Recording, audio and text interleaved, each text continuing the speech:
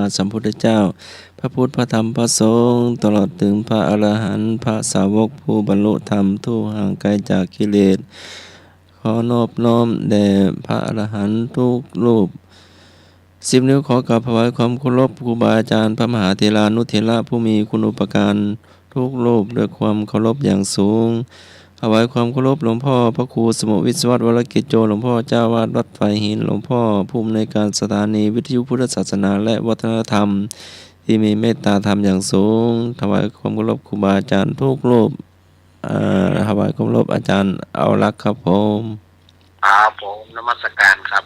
ครับผมเจริญพรนะพิสมัยนมัสการเจ้าหัวหน้าพระเอกขมะขายเครียดเน้อเจริญพรลุงหน่วยเน้อผม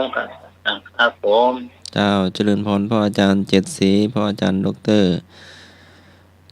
แล้วก็ท่านผู้ฟังทางบ้านทุกท่านเน้อขอเจริญพรขอกราบนอบน้อมอย่างคุณพระดิธาไรรัตนผ่านแพ้วพระเกี่ยวเจ้าต่างๆประการหมายมีพระพุทธพระธรรมพระสงฆ์อันเป็นสารณะที่เปิ่งของหมู่ต่างหลายขอกราบไหว้สาบุญญาบารมีธรรมท่านอาจารย์ท่านพระครูสมุวิศวรรษวรกิจโย ผู้อำนวยการสถานีพระพุทธศาสนาอย่างและวัฒนธรรม115ท่านเจ้าอาวาสวัดไผ่หินพร้อมไปด้วยพระสงฆ์องค์เนรทุกรูปทุกองค์ด้วยความเคารพอย่างสูงสุดยิ่งครับผมขอกราบนมัสการท่านอาจารย์ท่านพระครูไวดิกามักยานาสิโลด้วยความเคารพครับผมครับผมอาจารย์สำเนินเอาแล้วครับแล้วก็สวัสดีโยมพี่พิสมัยปุกการเจ้านมัสการเจ้าสวัสดีลุงหนุ่ยด้วยเนอครับผมนมัสการครับอาจารย์ครับ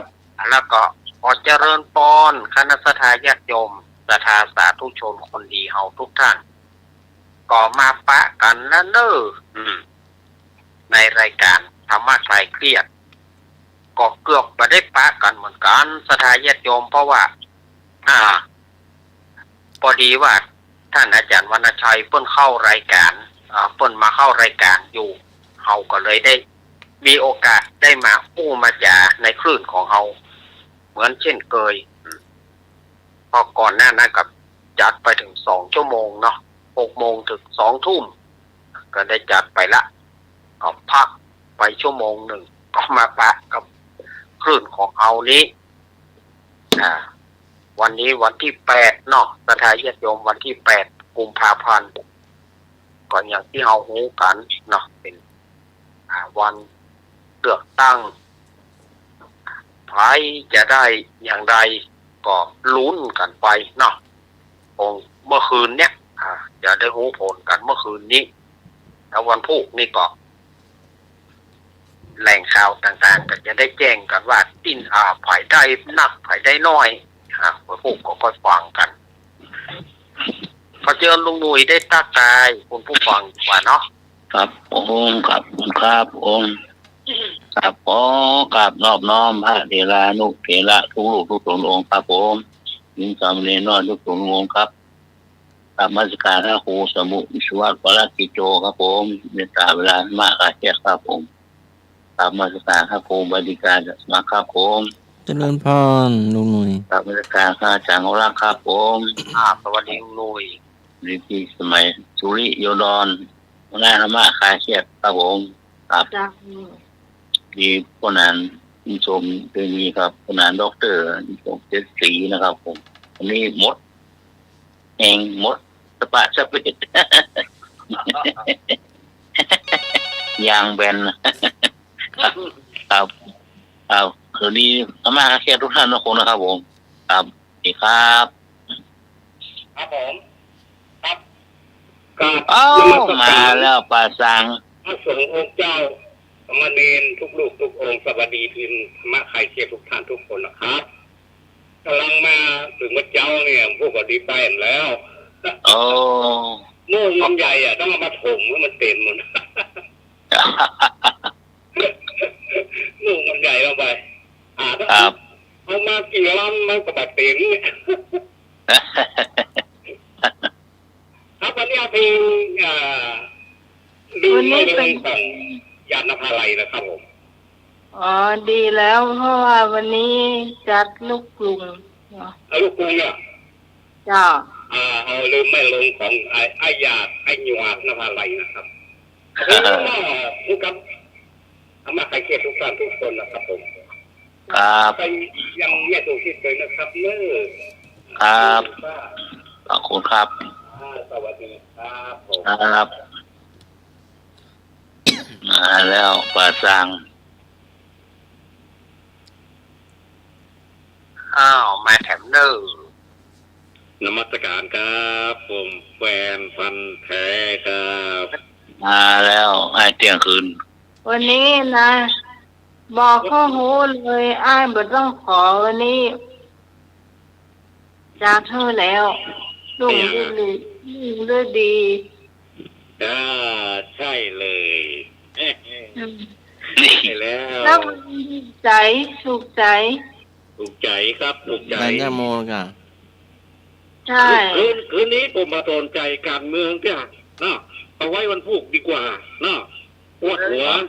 ครับการเมืองอู้ละปวดหัวครับเนาะตัวรายการธรรมะคลายเครียดดีกว่าครับเนาะครับนมัสการครับ จ้า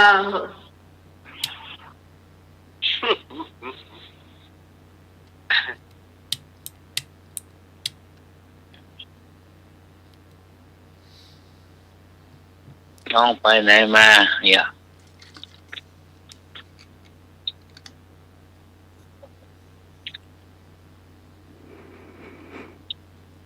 ครับผมอะไรครับเอาเองอะครับ นี่ลูกกรุงนี่นะลูกกรุงเย็นๆวันนี้ ลูกกรุง 16 ปี เย็นๆฮะ 16 ปี นั่นมันจะลูกกรุงละ ครับ นั่นมากรุงนั่นมากรุงเทพ โอ้ย ลูกกรุงเย็นๆนะครับ จะพี่อิจฉาเขาหนุ่มเดียวนะครับ เขาขนม โอ้ผมตัวละ นั่งกินนั่นประพางกับกะปิอยู่นี่ โอ้ นี่สุสีก็บอกหลวงพี่ตะวันว่าเอามีวิทยุให้ฟังสักเครื่องก็ว่า หืม มีสมศรีลุมวัดน่ะ พวกหมีอยู่ครับอยู่หมีละ ต่อกันอันใดมีก็ปั่นกันเนาะ นี่ นา สมศ กา รี ไอ้ วิ แต้ ท บ ยุวิทยุเสียก็ เออ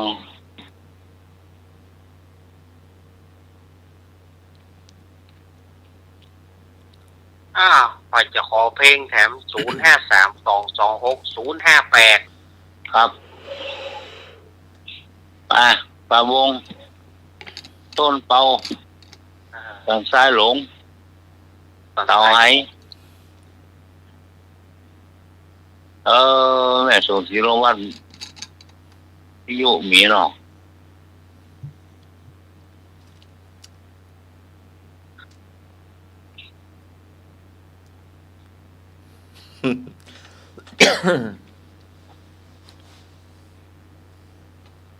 งั้นก็เอาเพลงผ้าเหลืองเนาะ อืม ผ้าเหลือง เพลงผ้าเหลือง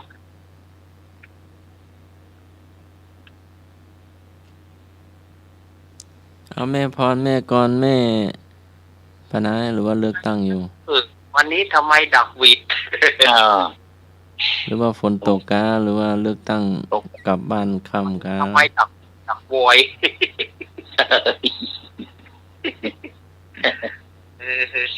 ดักเย็นหลักปิ้งเย็นไว้ หนุ่มดอยเตาก็โทรมาเด้อเนาะ มา ครับ หนุ่มดอยเตาหนุ่มดับภัยหนุ่มอุปคุตเนาะ ครับ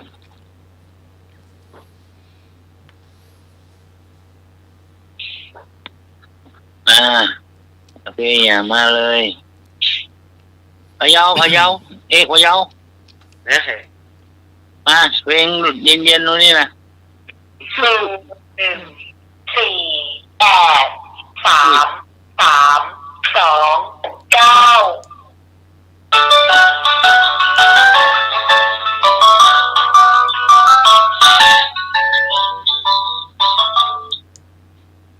าลิ้นพรเจ้าน้องหายฮัทไปอาร์ตครับเองกูพี่ขอเพลงหน่อยจ้าดีกว่า หืม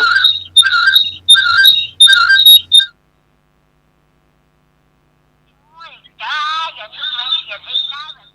นี้ มวยจ๋าของนริศอารีเนาะอืม วันนี้เป็นเพลงลูกกรุงนะ ก็น่าจะลูกกรุงนะคะนริศอารีอะลูกกรุงนั่นนะ เมื่อยจ๋าม วยจ๋า นริศ ไอ้มวยอ้าหมวย น ม ริศ วย อา จ๋า รี ของนริศอารีครับ เจ้า โอ้ขอบคุณขนาดนั้น โอ้สายหลุด มาใหม่ สายหลุดไปเหียมาใหม่เออ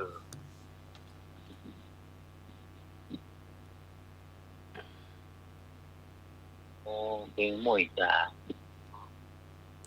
เมื่อยนี่เนาะ นะไม่ใช่มวยนะมวย มวย ม่อยหรือ อ้า เมื่อย หมวยแล้วก็คนเมืองห้องอีมวยคนไทยห้องอ้าหมวยอ่ะ เอามวย บ้านเราห้องอีมวยอีมวยวันนี้เตรียมมาขิงยังขิงวันนี้เพื่อกินเจ้าชาย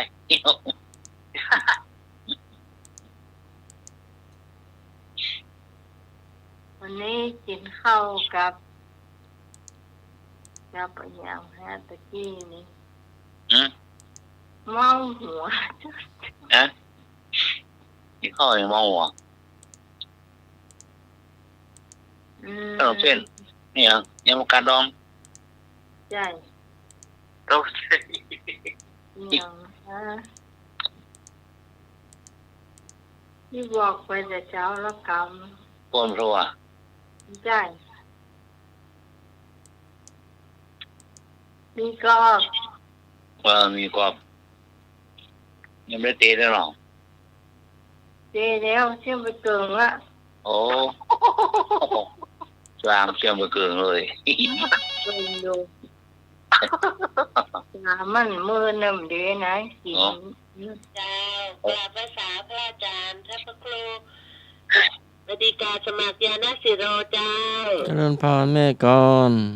เจ้ากราบภาษาพระอาจารย์เนดักเจ้า สวัสดีแม่พร เจ้าสวัสดีน้องหลายเจ้า ทุกพรเนี่ย เท่านี้แหละ เจ้า เจ้า จะกินขนมเส้นเพื่อนน่ะ ขนม สวัสดีลุงเลยเจ้า ครับผมดีครับพรครับ วันนี้เอาขอเพลง ขอรักคืน ถ้าจะเป็นบุษยารังสีหรือเปล่าจ้ะ ขอรักคืนหรอก สวัสดีท่านแม่ใจเชื่อทุกท่านนะเจ้า ครับ เดี๋ยวมาเนอะกินนั่นกินบาผ่านต้มขอรักคืนกับกัมปีเนอะ ดูกินกะปิมาค้างแล้วกอกกินหน้ากอกไข่กองมันเนอะถ้ามวยไม่ได้แล้วก่อนในบัดต่อ มันถ้ารับมันช่วยไม่ได้อยู่เว้ย เนาะ มัน มี ช่วย อยู่กอมีอยู่กอ ครับมาพะเยามารับแล้วกาพะเยา เยารอเธอ เชี่ยวรอเธอ ยังไม่รอพะเยาเลยนะอ่ะเอ้ยอย่างลูกกรุงเรานี่นะเย็น เย็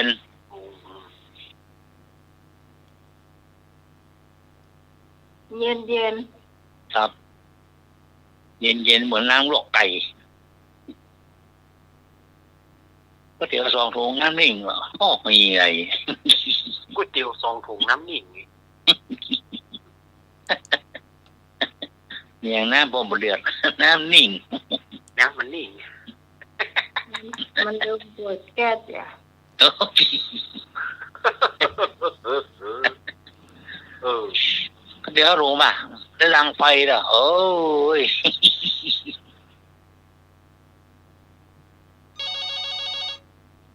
เอามาแถมอ้าวน มัสการครับ ครับผม ลูกกรุงมี ลูกกำพร้าก็มีครับ ฮะลูกกำพร้า ว่า ผมจะถาม ว่าอย่างใดวะเดี๋ยวนี้ เออ กำแพ้ชาติหน้ามาค่ได้ ชื่ออะไร มันอยากเกิดเป็นอะไรอย่าง เย ลู อะ กกำพร้าโอ้ ลูกกำแพ้ชาติหน้ามันอยากเกิดเป็นอะไรอย่าง เพลงลูกกำพร้ากะ ปัจจัย เอาเกมมันล้อเล่นมาได้ ว่าเล่นกับว่าได้ ครับมันแย่เอ็นอะไรหรอจักเอ็นจ้องเลย ลูกกง ลูกกำพร้าพ่อหนีละแม่หนีละไอ้เนาะ อืม ลอง ป้า ตอบ ไปวัดไปอยู่วัดระบาดไอ้เนาะ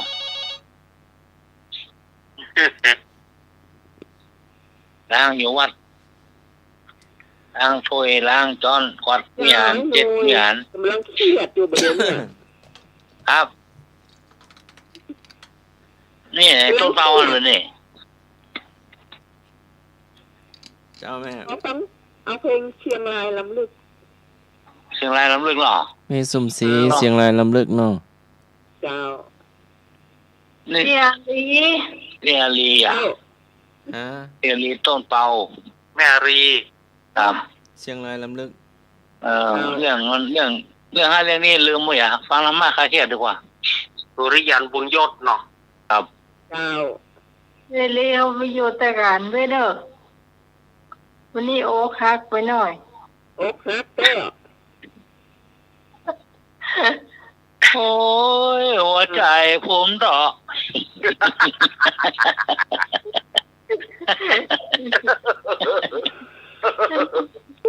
หัวใจมันเดาะเพราะใจของเธอ อ๋อไม่จบเด้อ เราจะจบไอ้หน่อย ครับ ราชการพระครูได้ดิกาสมัยยานาสิโลค่ะ เอิ้นพรพี่ก่อน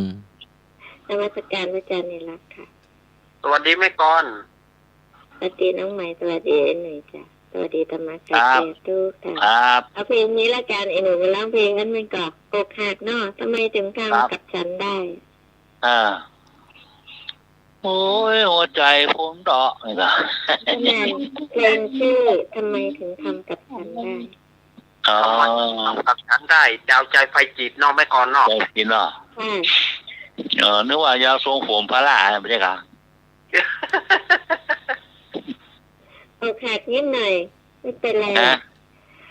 ลูกกำพร้าเกิดชาตินี้เป็นลูกกำพร้าเกิดชาติหน้าก็เปิดเป็นลูกบอลแล้วกันเขาจะได้แย่งกัน อ้าว ลูกบอลกันบอลไหน เราเป็นลูกฟุตบอลกันแล้วกันเขาจะได้ลูกกันไม่หน่อย โอ้มันโวยขนาดนั้นแบบปูนไว้ มีลูกเดียวลูกกันขนาด คงเลี้ยงแม่เนาะ อ้าวลูกเลี้ยงลูกเลี้ยงพ่ออยู่ไรปูนแม่อยู่ไรเตะโซ่เนาะ บ้า ตามที่ก่อนเออ ครับผม เอาอยากเป็นลูกบอลไม่เอาหรอกโดนเตะอยู่หน้าเนี่ยลูกบอลอ่ะเดี๋ยวก็โดนต้นเตะนั่นนี่เดี๋ยวก็โดนนั้นนี่เตะแล้วก็ตายอาการเมาเสีย ก็ไม่เป็นปัญหาลูก มัน ลูก ลูกกำพร้าดีกว่ามันดึงวิ น ธี อนคนเลี้ยงเดียว ชื่อมันไม่ได้หรอกเตะมันลบจะรวยอ่ะเตะวิตกละบบ เดี๋ยวนี้ปวดโต๊ะเลยภาษาอ่ะ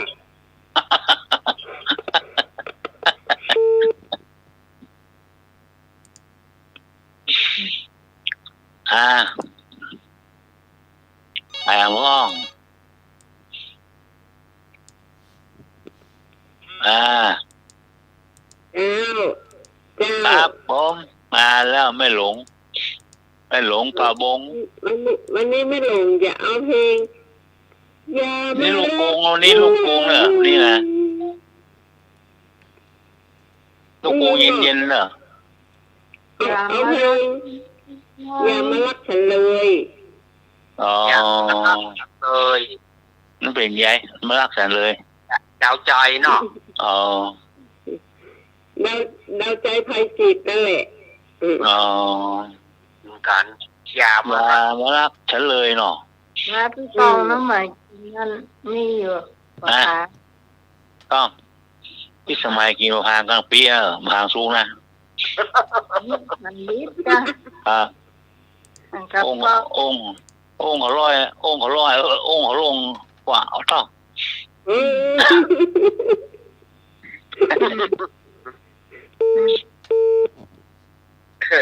โหยมือเหมือนแดงแล้วสักคำ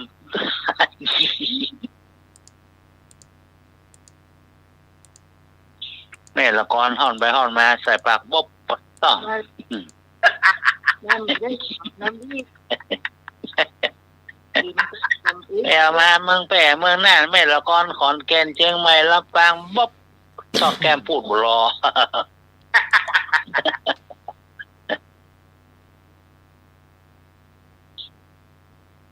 โอ้ยังเพลงดักปิ้ง ได้เปิดเจอลูก โอ้โห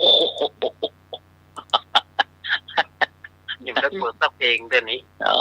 จูรอน้องเพลงชื่อขึ้นตั้งมดเปิดสกรรม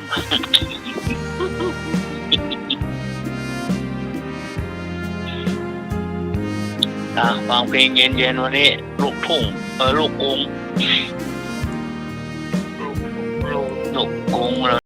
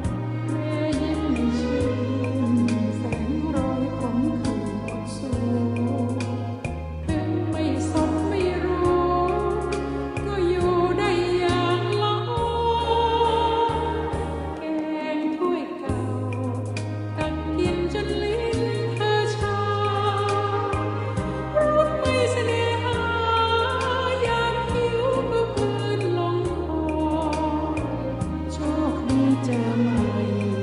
ใช้ไรรู้กว่าสิหมอได้กลิ่นน้ำลายสอเร็วพอทิ้งฉันไม่ได้สมควรกันไหมกับใจถ้าคิดจะแค้นเศษหนึ่งส่วนแสนน้อยเกินเอามาใส่ใจใช่เธอคนแรกที่คิดอย่างนี้เมื่อไรเป็นธรรมชาตินิสัยของชายที่เดินบนดินเหมือนเสเธออย่าหวังจะเห็นน้ำตาเข็นใจจนลาอย่าหวังเลยมันจะรินถ้าเงินรินฉันทำบุญจมดินอาจจะพอได้ยินฉันร้องไห้เสียดายมันบ้าง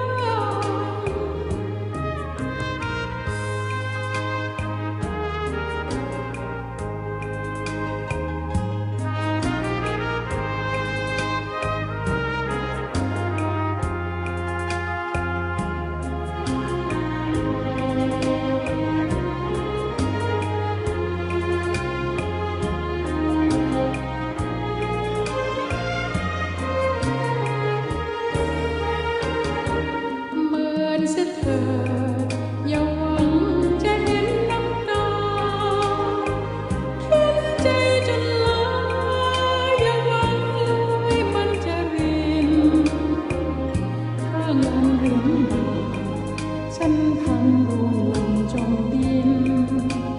อาจจะพอได้ยินฉันร้องไห้เสียดายมันบ้าง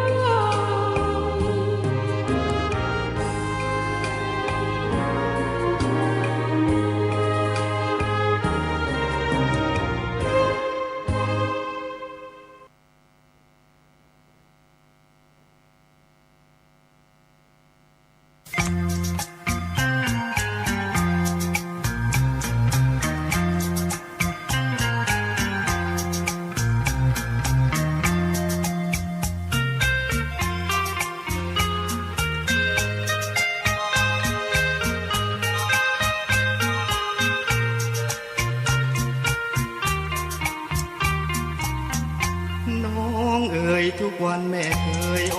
ดอซอหวานฉ่ำชอลอกเพราะจริงถ้อยคำที่จำไว้ไม่เคยลืมหลับลืมยังลืมไม่ลงที่เฝ้าประโลมโฉมงามไม่เคยขัดความประสงค์น่ารักภักดีสื่อตรงน้องทำไม่หลงติดใจ น้องเอ่ยน้องพี่ไม่เคยพรากจากกันเห็นหน้าทุกวันรำพันพูดจาแม่กระซิบว่าสุขจริงแอบอิงพลอคู่อยู่ไกลคำพอทอดคำรักกันดวงใจผูกพันหวั่นไหวร่วมรักเริงรื่นชื่นใจเหมือนดังอยู่ในวิมานสมใจได้ที่ชมใจรวมอยู่ร่วมพิรมสุขสมอย่างนี้นานๆชื่นชีวิตจุ่มพิษชุ่มช่ำสุขสำราญรักของเราซึมซานหวานอยู่ไม่ไหว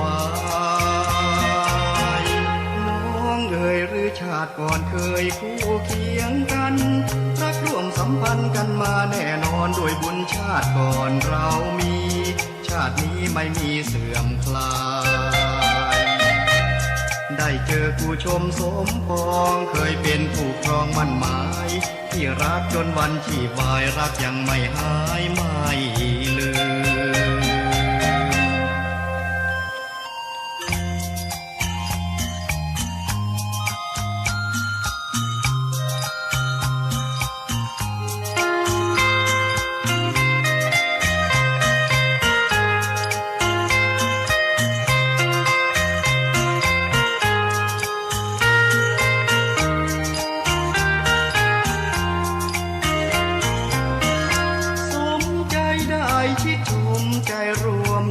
มพิรมสุขสมอย่างนี้นา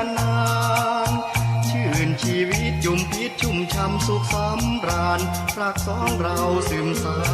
นหวานอยู่ไม่ไหวน้องเอ่ยหรือชาติก่อนเคยคู่เคียงกันรักร่วมสัมพันธ์กันมาแน่นอนด้วยบุญชาติก่อนเรามีชาตินี้ไม่มีเสื่อมคลายได้เจอคู่ชมสมปองเคยเป็นคู่ครองมั่นหมายที่รักจนวันชีพวายรักยังไม่หายไม่ลืม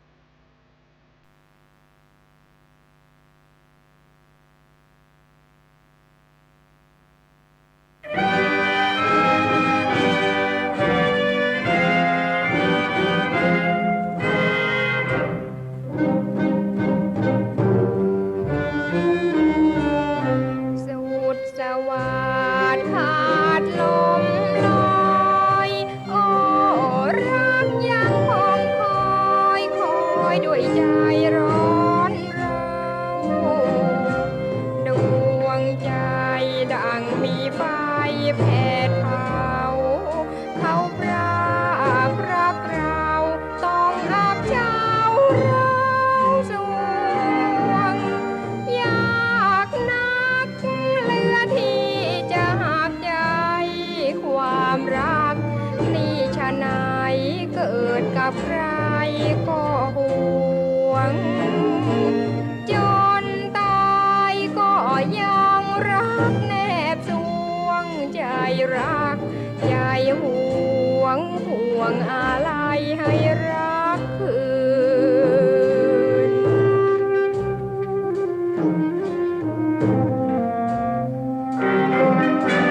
ห่วงสวัสดิ์ขาดจากใจถูกเขาเอาคืนไปมองอ่อนใจไร้ชื่นทำไม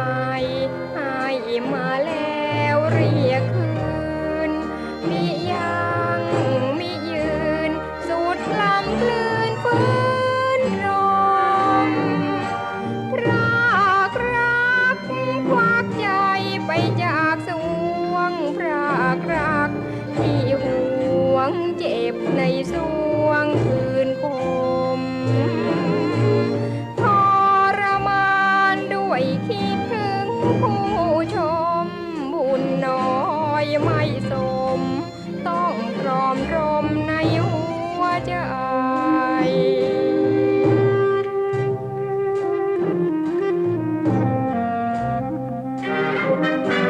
บ่วงสวัสดิ์ขาดคลายคลอนปวดร้าวใจร้อนร้อนฉันต้องนอนร้องไห้เธอเป็นสุดที่รักจากใจแม้ผิดพลั้งไปให้อภัยเสมอมาโอ้รักใครทำให้พรากกันจงรู้ว่าฉันเฝ้าโศกสันครวญหาใจเดียวซื่อตรงและบูชาอย่างรักหนักหนากรุณาขอรักคืน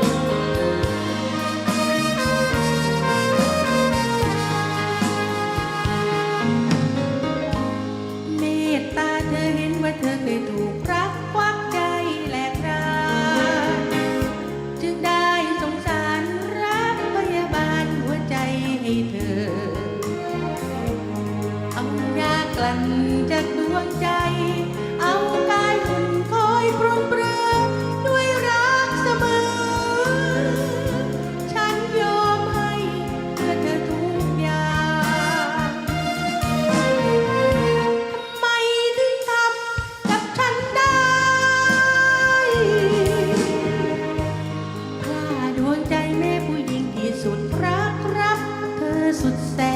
นเป็นการตอบแทนแทนที่เธอเคยรับมาหรือไร ฉันไม่ใช่ผู้ทำเธอฉันคือผู้ประโลมใจให้เธอสดใสทั้งหวังดีพักดีเหนือใครทำไมถึงทำกับฉันได้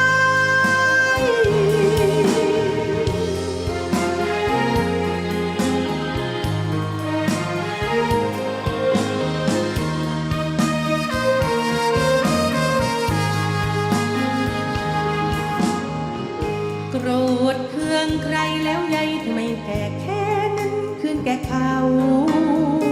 ใยเธอกลับเอาแค้นมาระบายให้ฉันรับกรรมฉันทำผิดอะไรไปเธอจึงได้แกล้งกระทำให้ฉันโชคช้ำฉันรักเธอทุกอย่าง ทำไมถึงทำกับฉันได้ฆ่าฉันตายแล้วความเจ็บเธอจะหายแค้นใจได้หรือโลกคงระบือร่ำลือว่าเธอแก้แค้นยิ่งใหญ่ปล่อยคนผิดให้ลอยนวลส่วนฉันสิเธอทำลายสาสมใจไหม ฉันรักเธอเหนือใครทำไมถึงทำกับฉันได้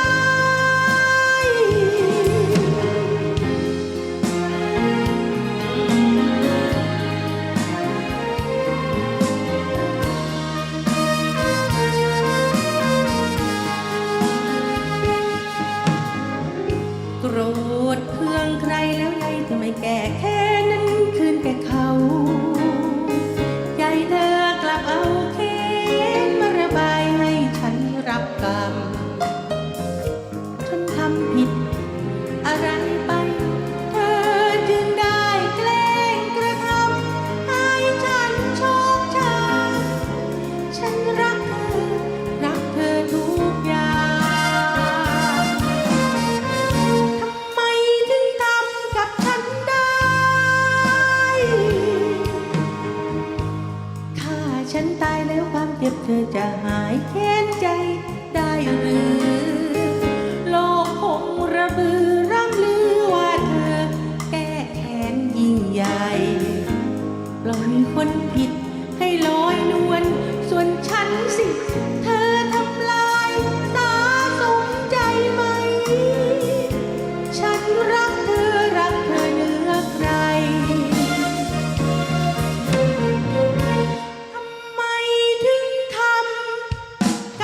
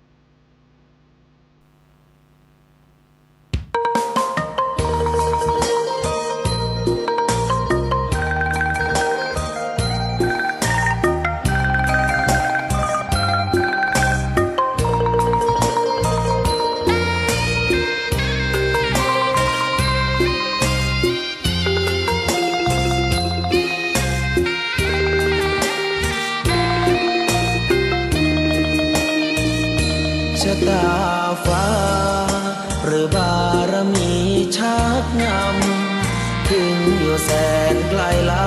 ำพระธรรมไม่มีมองไม่ฟ้าเพียงดินยังทวินฝันไฟเข้าดงขมิ้นเมื่อใดอิ่มอกอิ่มใจเสมอสายทางคนดีใจน้อมอธิษฐานบารมีสิ่งดีที่ได้พบเจอเห็นชายผ้าเหลืองทุกวันฝันเพ้ออยากบวชจริงละเมอเข้าวัดบ้านคงเป็นบุญที่เคยเป็นทุนสร้างมารักผ้าเหลืองดังว่าปรารถนายึดมั่นอยากบวชทุกทีผ้าเหลืองผืนนี้ผูกพันอยู่ในใจทุกวันใฝ่ฝันถึงผ้าเหลืองกายวาจาใจสัญญาว่าไม่เสื่อมคลายหัวใจมุ่งหมายเนืองไม่มีอะไรมากันให้คนเคืองศรัทธาผ้าเหลืองบวชเป็นเรื่องใหญ่เราวันรอคอยเข้าโบสถ์ได้บวชเสียทีเป็นคนสุขเต็มที่ตามรอยความดีพระพุทธเจ้าไม่ลืมบุญคุณพ่อแม่การุณเลี้ยงเราผ้าเหลืองห่มกายคลายเศร้าพ่อเราแม่เราศรัทธาสุขใจจริงๆเป็นชายแต่หัวใจสิงพูดจริงทำจริงทุกราทุกคืนทุกวันผ้าเหลืองพันผูกกายาโอ้น้อวาสนาพระธรรมนำพาชีวิต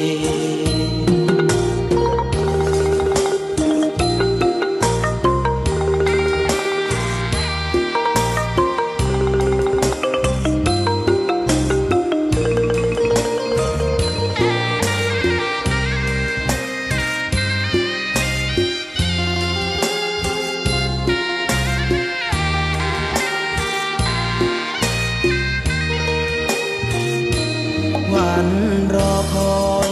เข้าโบสถ์ได้บวชเสียทีเป็นคนสุขเต็มที่ตามรอยความดีพระพุทธเจ้าไม่ลืมบุญคุณพ่อแม่การุณเลี้ยงเราผ้าเหลืองห่มกายคลายเศร้าพ่อเราแม่เราศรัทธาสุขใจจริงๆเป็นชายแต่หัวใจสิงพูดจริงทำจริงทุกราทุกคืนทุกวันผ้าเหลืองพันผูกกายาโอ้น้อวาสนาพระธรรมนำพาชีวิต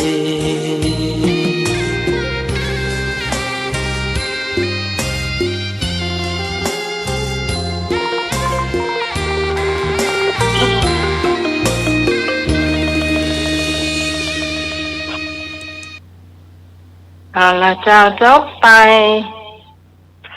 เพลงสุดท้ายผ้าเหลืองไม่ชอบนะครับชอบหลายคนเนาะจะสมัครก็ชอบนะ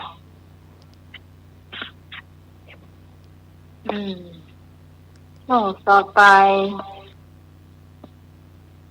เอาแบบประชาสัมพันธ์แต่หน่อยเดี๋ยวเขาจะค่อยรับโดยเนาะ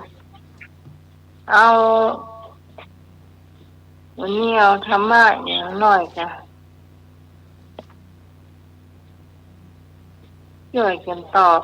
เนาะเงินก็ช่วยตอบสวยครับ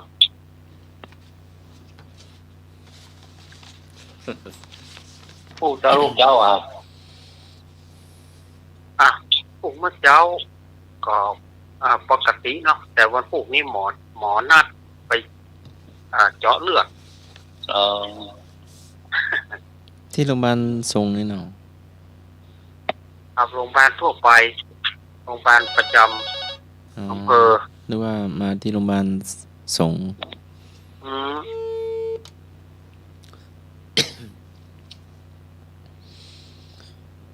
ถามว่า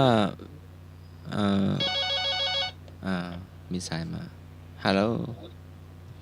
นมัสการครับ อืม ผ้าเหลืองนี่ยังกู้ผ้าขาวดำมาได้กะผ้าขาวดำอ่ะ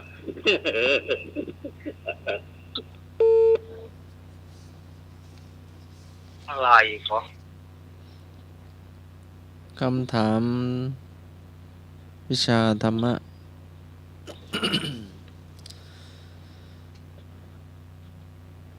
ข้อใด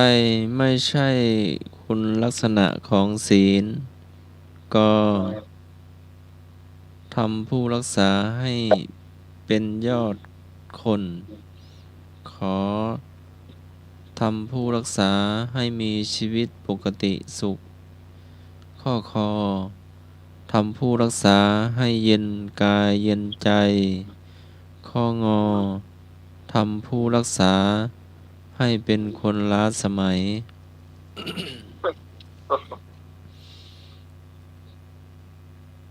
ถามว่าข้อใดไม่ใช่คุณลักษณะของศีล ก็ทำให้ผู้รักษาให้เป็นยอดคน ข้อขอทำผู้รักษาให้มีชีวิตปกติสุข ข้อคอทำผู้รักษาให้เย็นกายเย็นใจ ข้องอทำผู้รักษาให้เป็นคนล้าสมัย เจอครับ เอาหนึ่ง จ้าพี่กรณ์จ้าพี่กรณ์เอาข้ององูจ้า นะ เอาข้ององูจ้า ครับงองูปางงองู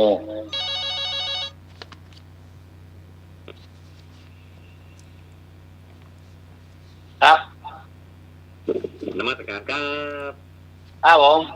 ครับตับสุดท้ายคือ เป็นคนล้าหลังครับนอล้าสมัยเนี่ยครับนอกา อ่า หัวโบราณครับนอกาบนมัสการครับ งองูเนาะ โอ้ ครับงองูสองละ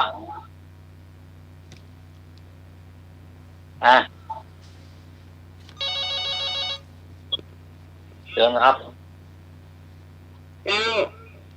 ครับ ข้อง ผ อ ม งูแน่ งองูเนาะเนาะ ๆเจ้า แต่ใส่มากๆเนาะ การ แต่ใส่มากๆสามครับ เอามันเสียหาใส่มาก แต่ใส่มากๆเนาะ ๆตามหางสวุฒิแต่ใส่มาก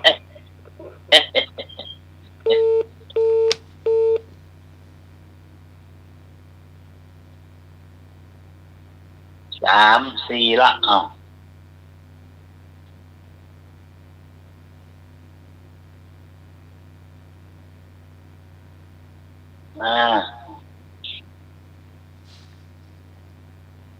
พ่อแม่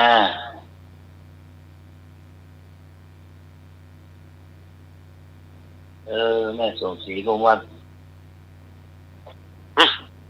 อยู่ดับ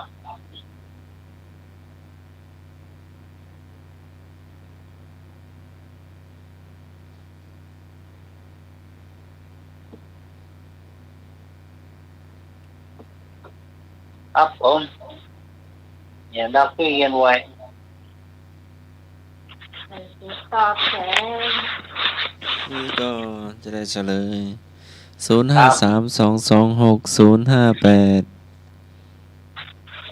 นะครับ ช่วงคำถาม โดยกันเนาะ วิชาเบญจศีลเบญจธรรม เกิดเตะหอเข้าเลย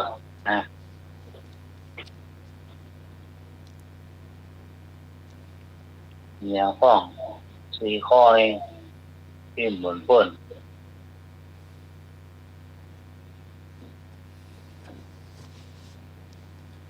บ่มีการจะได้เฉลย ครับ ข้ององู เอางูเนาะครับ ทำผู้รักษาให้เป็นคนล้าสมัย เพราะมันไม่ใช่คุณลักษณะของศีลเนาะข้ออื่นถูกหมดกขอคกขอคอ นี่คนบ่เก่าเนาะแม่บ่เก่าเนาะคนสมัยใหม่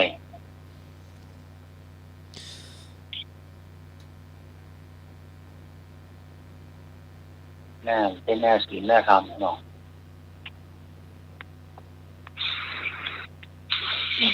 ข้อต่อไปเจ้า ข้อต่อไป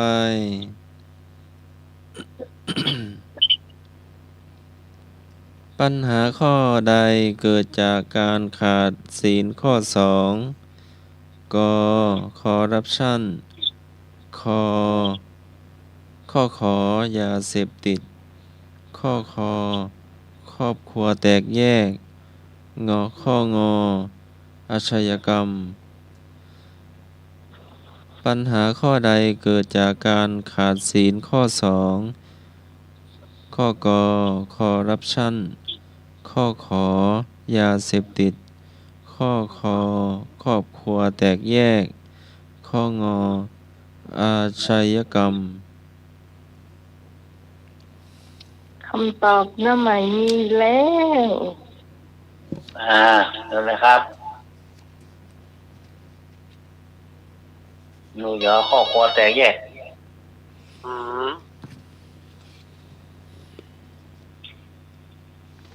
ใช่เลย ก่อนกอไก่ก่อน ไหน กอไก่ ข้อไหน ข้อก็ไก่ กอไก่ กอไก่ น้องพรหลับไปแล้วกันน้องพรไอ้หนุ่ย ครับสงสัยละ ตื่น สงสัยไปหลับละ ไอ้หนุ่ยก็ตอบได้นี่ไงมาตอบไป ตอบแล้วเหรอ มันเอาข้ออย่างก็บ่ฮู้ข้อโคตรแยกอยู่อ่ะ ครอบครัวแตกแยก อาชญากรรมอีเนาะ ครับครอบครัวแตกแยกเราไม่เข้าใจกัน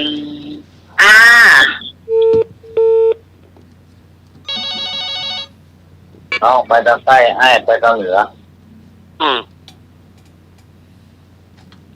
มาตรการครับ ครับผม คำตอบสุดท้ายคือแปะเจียครับครับกอไก่ครับแปะเจียครับคอร์รัปชันครับครับ ครับท่านน้องครับผม พี่พรไปงานรับคุณอ่ะ ครับ ไปงานรับ ไปอิสราเอลเข้ารวดอาหรับหรอ ครับเอาข้อกอไก่เนี่ย ครับผมกอไก่เนาะครับ ทางนอก คอร์รัปชันเนาะไก่เดี๋ยววางดอกครับผมช่วยกันเตะเข้า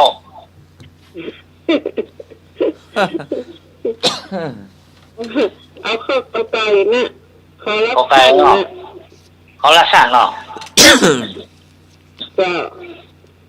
พี่พรให้ไป นอก รับไป อยู่ในเนาะ อารับแน่นอนนะพี่พรอ่ะพี่พรติ๊กมาก่อนอารับอ่ะ อิสราเอลรวดรับอ่ะ มาอิรักอิเลียก่อน ครับ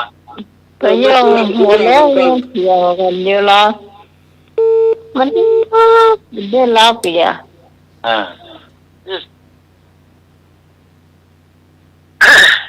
เขาเที่ยวมาแก้ถูกแล้ววันที่ต้องมายืนยันรับก็ว่าบัลลับไป มาตรการครับรอเตี้ยงคืนเลยกับกล้วยเตะคอเข้าเตะเข้าวันเตี้ยงคืนครับครับ เอาไปกินเนี่ยแฮมอ่ะ ยิ้มละแล้ว หมดแล้วค่ะ มีเห็นก็ ครับมา แหนหน่อยที่ผิดเด้อ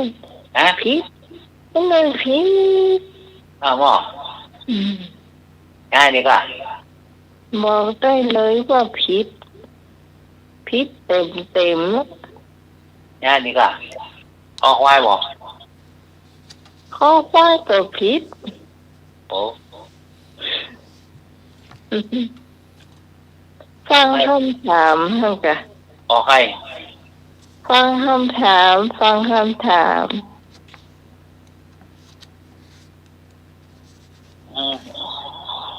ข้อสองมันรักทรัพย์เนี่ยล่ะ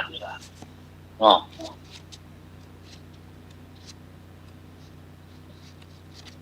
อ่านเฮือนไอ้หน่วยฟังเหีย เจ้านะ นะ ศีลห้าศีลข้อห้า ปัญหาข้อใดเกิดจากการขาดศีลข้อสอง ตัดสินข้อสองคือลักทรัพย์อ่ะ อ๋อก อไก่คอร์รัปชันขอไข่ครอบครัวแตกแยกคอควายครอบครัวแตกแยกขอไข่ยาเสพติดงองูอาชญากรรม อ๋อว่าข้อใครไว้ก่ะเนาะ ก็น่ากะ อืม ถ้าไปเอาครอบครัวแตกแยกได้ยังไง โอ้พี่ไม้ที่ก็เนาะดูมาไปที่ก็ เฉลยคอร์รัปชันข้อกอไก่ ครับตรงนี้ผู้ที่เนาะจ้ะ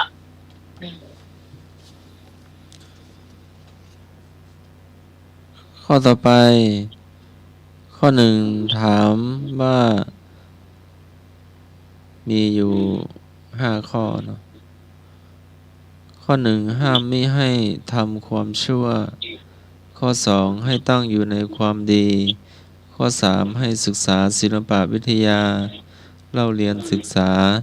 ข้อสี่หาภรรยาที่สมควรให้ ข้อห้ามอบทรัพย์ให้ในสมัย ถามว่าเป็นหน้าที่ของใคร บิดามารดา เจอเลยครับ เอาคำตอบมาเป็นคำถามเนาะ ครับ ห้ามไม่ให้ทำความชั่ว ให้ตั้งอยู่ในความดี ให้ศึกษาศิลปวิทยาเล่าเรียนศึกษา หาภรรยาที่เหมาะสมควรให้ มอบทรัพย์สมบัติให้ในสมัย ครับ บิดามารดา ครับ ง่ายนิดเดียวอะครับก็พ่อแม่เราเนี่ยแหละเนาะที่เลี้ยงเรามาตลอดเนี่ยกันเนาะทั่วชีวิตเนี่ยกันเนาะ ครับซอกปวดซอกกินมาเนาะ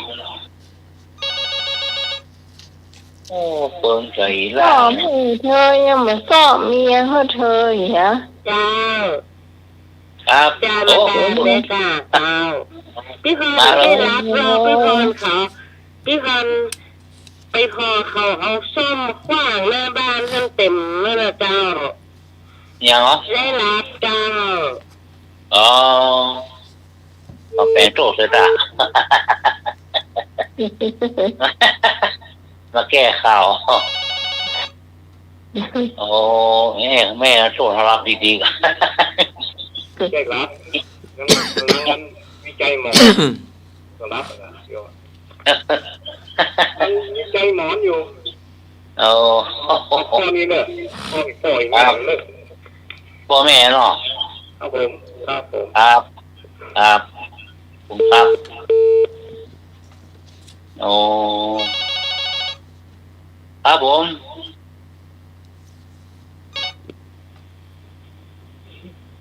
จ้าพี่กรณ์เจ้า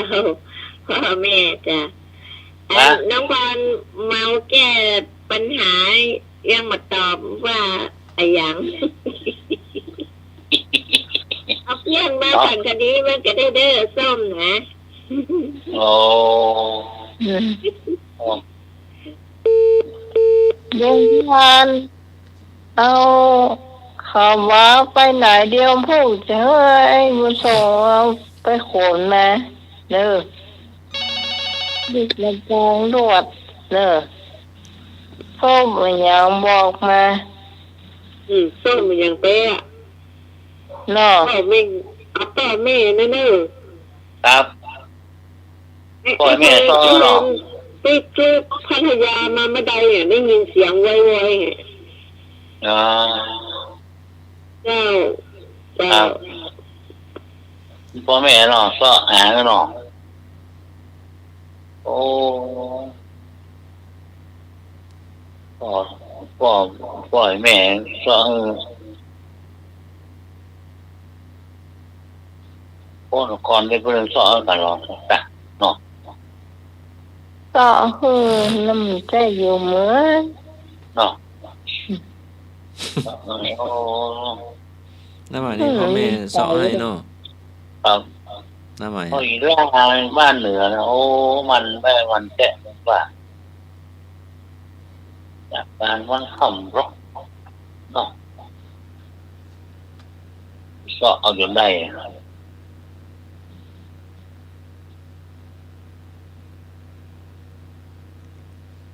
ครับผมจะเลยเฉลยมารดาบิดาเนาะก็ครับอนุเคราะห์บุตรด้วยสถาน5เนาะ5ข้อดังที่ได้กล่าวมาชอบลุงยิงลุงเบาสมอมันเนี่ย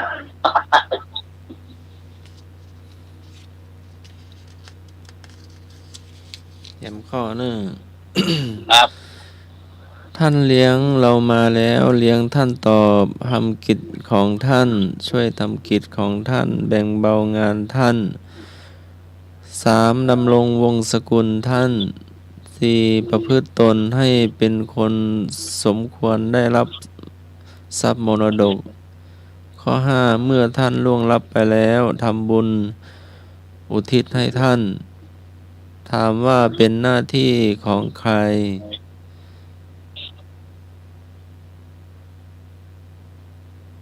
ท่านเลี้ยงเรามาแล้วให้กำเนิดแล้วเลี้ยงท่านตอบ2ช่วยทำกิจของท่านช่วยงานท่าน3ดำรงวงศกุล4ประพฤติตนให้เป็นคนสมควรได้รับมรดก5เมื่อท่านได้ล่วงลับไปแล้วทำบุญอุทิศให้ท่านเจ้าเป็นหน้าที่ของบุตรเจ้าครับบุตรเนาะบุตร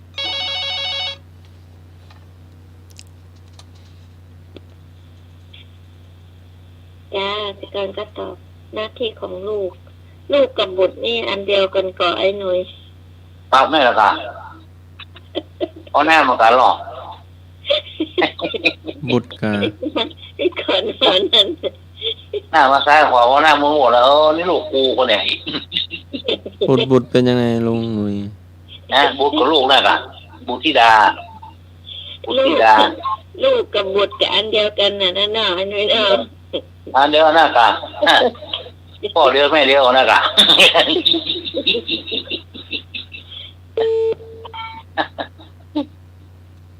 หน้าเหมือนพ่อบ่ะ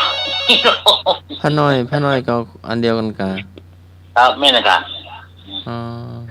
พระน้อยก็เป็นบุตรพระเจ้าคำตอบสุดท้ายคือลูกหลานเหลนหลนครับน้อช่วยกันทำบุญให้ท่านน้อครับบุตรกันแล้วที่นอนไปเท้าบุตรมาจากไหนอย่างนั้นเป็นพันแท้โลอย่างว่าเบื่อน้ำมูลเป็นพันแท้มาปูนมาโมละตีโมละเขาเอาตีมุดเลยกันเนาะแล้วกุมารก็อันเดียวกันกันอ อันเดียวนะครับกุมารบุตรลูก กับ เดียว ลูก นะ แม่ ถ้าน้อยก็อันเดียวกัน ครับ ลูกพระราชา คนน้อยก็อันเดียวกันเนาะ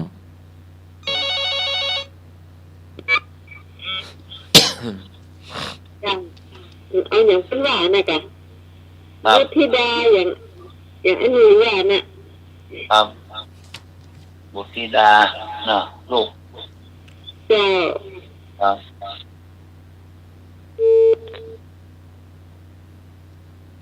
ละอ่อน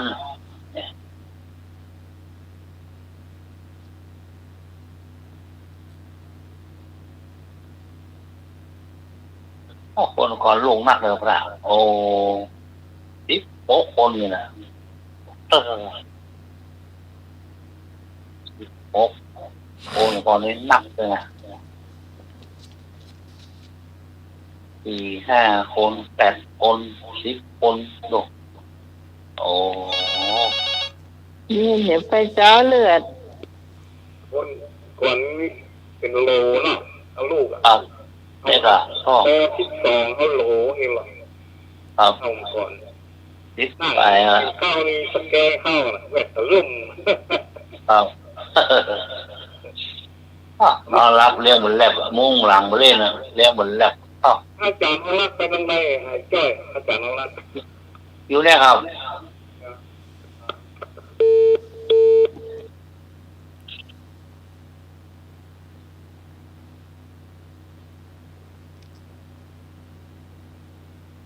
โอ้แล้วเนาะ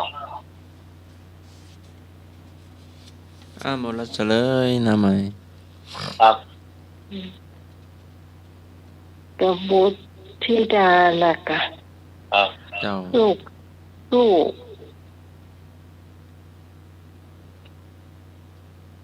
ปุลำปุรัตถิ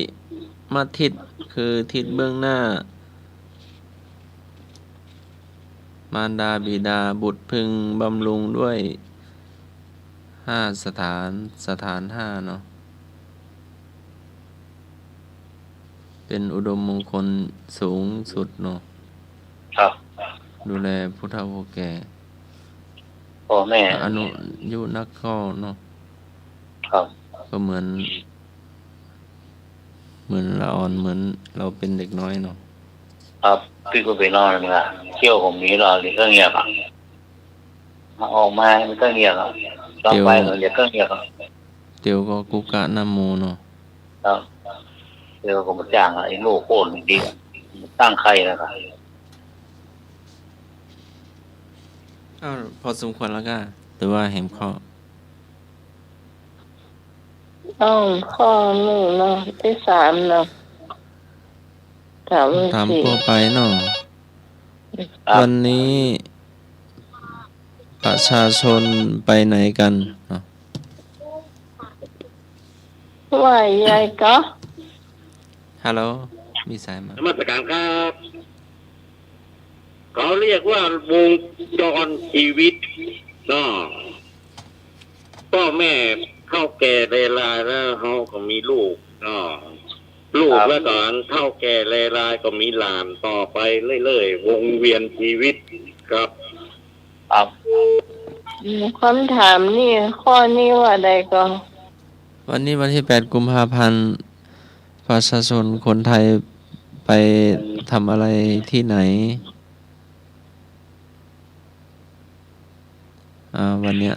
คนไทยทั้งประเทศเนาะ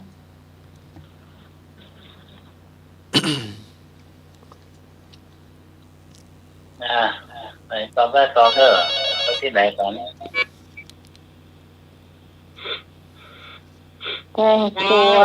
วัน ถู นี้ กมาก ไทยทั้งประเทศก็ไปยันบัตรเลือกตั้งผู้แทนราษฎรและไปออกเสียงลงประชามติเจ้าแก้ไขรัฐธรรมนูญนะเจ้า ครับ ถูกต้อง ถูกต้อง มีลงทานก่อนบ่เคยไปเนาะ ไปเบิ่งนี่เฮ็ด ก็มออยู่แต่วัดเนาะ เรื่องเฮ็ด บ่หันเห็นเขาไปกันน่ะ จะปล่อยหลวงมาได้บอก วันนี้วันที่8 เป็นวันเลือกตั้งทั่วประเทศฉะนั้นประชาชนพี่น้องทั้งหลายทั่วประเทศต้องไปเลือกตั้งไปเลือกตั้งตามหน่วยต่างๆทั่วประเทศครับ ที่เปิ้นตั้งหน่วยครับน้อถ้าย้อนบัตรตัวครับน้อย้อนบัตร3 ตู้ตู้หลายตู้ขนาดเลยครับผมจำมาได้ครับน้อนักกราบนมัสการครับตู้มี3 ตู้มีอย่างหลายตู้ต้องกาก่อนหรือว่าก าก้อนกาครับวันนี้วันที่8 กุมภาพันธ์พี่น้องเข้าไปใจคิดใจเสียงกัน ตู้ก็มี3 ตู้แล้วครับมี3 แกนตั้งให้จะโอดนั่นเองกาทั้ง3 ตู้หรือว่ากาจะมีอย่างหลายเนี่ยมี3เหมือนกา3 ใบเนาะกาดาวหรือว่ากาถูกต้องหรือว่ากาจะได้กากบาทกากบาทกาเครื่องหมายแบบกากบาทช่องกากบาท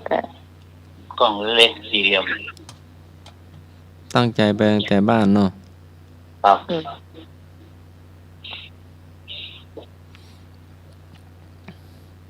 เลือกผู้แทนแล้วไหว้พระรับศีลก่อนหรือว่าไปแล้วกาเลยหรือว่าเข้าแถว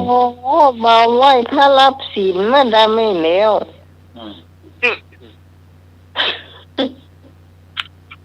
คุณว่าไปไหว้พระรับศีลเปิดเติบเปิดจันหยาดน้ำภาวนาก่อนตอนได้กินแล้วยันน้ำเดือนั่นไปแอวแล้วไปวันค่ำหรือว่าไปกำเดียวหรือว่าไปวันรอคิวเป็นถ้าทำจริงๆสัก5 นาทีก็แล้วละบางคนแล้วคนต่อไปก็ถ้าเท่ามาเนี่ยคนต่อไปก็ต่อแถวมาแหมเนี่ยกันแล้วไหนเรานมัสการครับขั้นใบดิกาสมัครครับเจ้าไปวัดเลยไปติ้งคูหาเลยแล้วยกมือไหว้คำเดียวว่านะเข้าคูหาเลยจ่าเลยครับ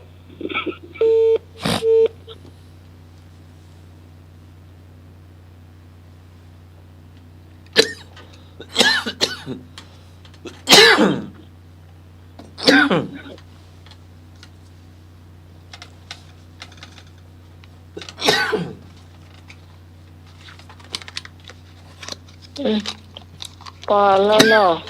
ใช่ไหมพอแล้วจะสมัครไปดื่มน้ำอย่างก่อนแล้วก็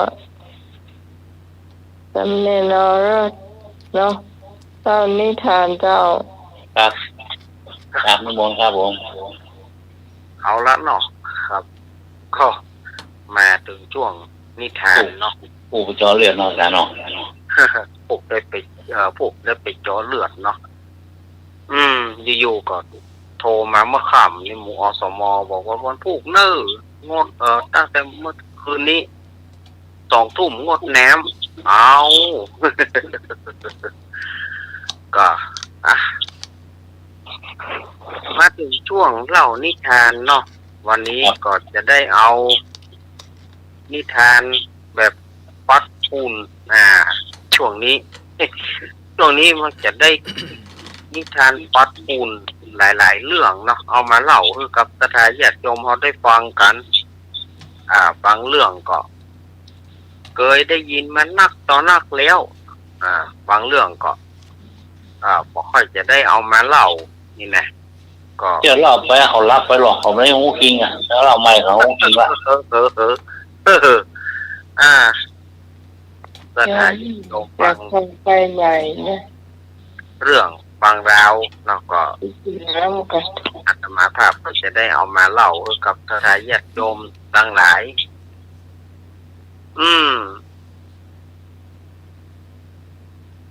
ก็ในเรื่องนี้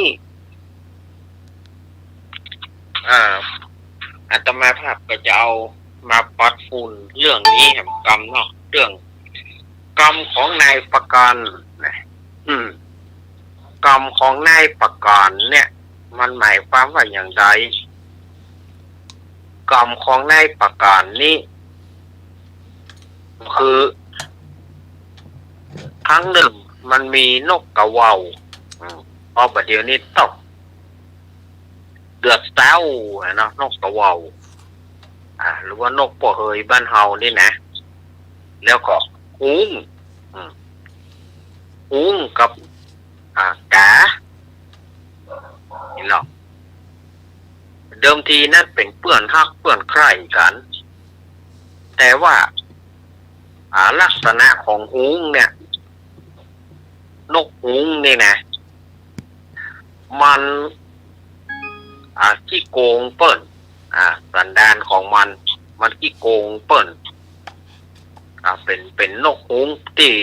มีนิสัยพาลเนาะครั้งหนึ่งมันก็นกหุ้งเนี่ยก็ไปเอี่ยวเพื่อไปเสาะหากินแต่ว่าตาของมันสูงตาของมันเวลาที่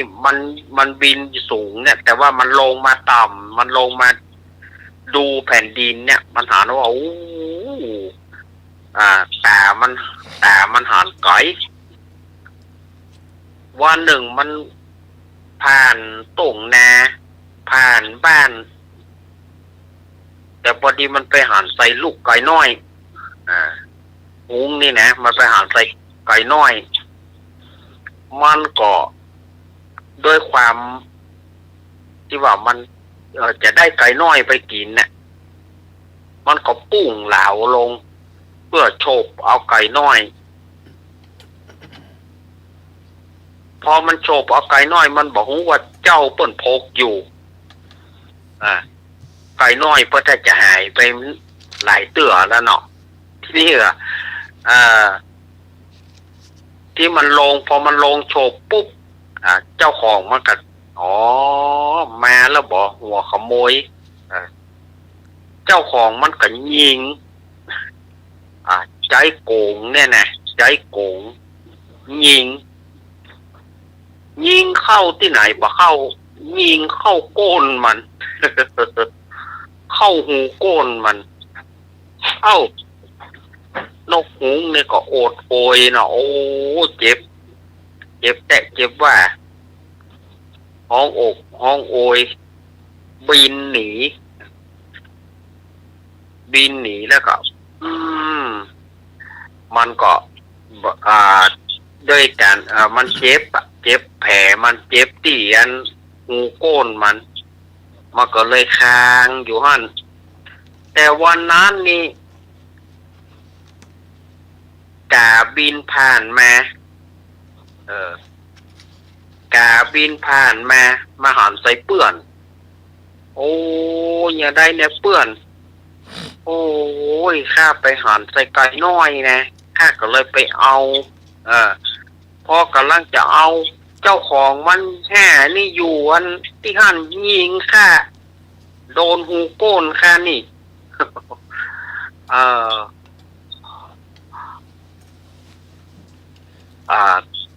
รถกระว่าวกันเนาะนกกระว่าวกับไปเอี่ยวแหนกกระว่าวไปเอี่ยวแหมันก่อนอู้กันว่านี่อย่างใดกันนี่ก็มันก็ถูกค่าถูกกระสุนนะค่าถูกลูกโกงลูกโกงเข้าโกนค่ะเอาอีกอะนี่หรอเอาก้นชูขึ้นเพื่อแดดเผาเพราะว่าลูกกระสุนมันเป็นดินหุ้งนี่ก็เอาก้นชูขึ้นมันก็บ่มีลูกกระสุนก็บ่แตก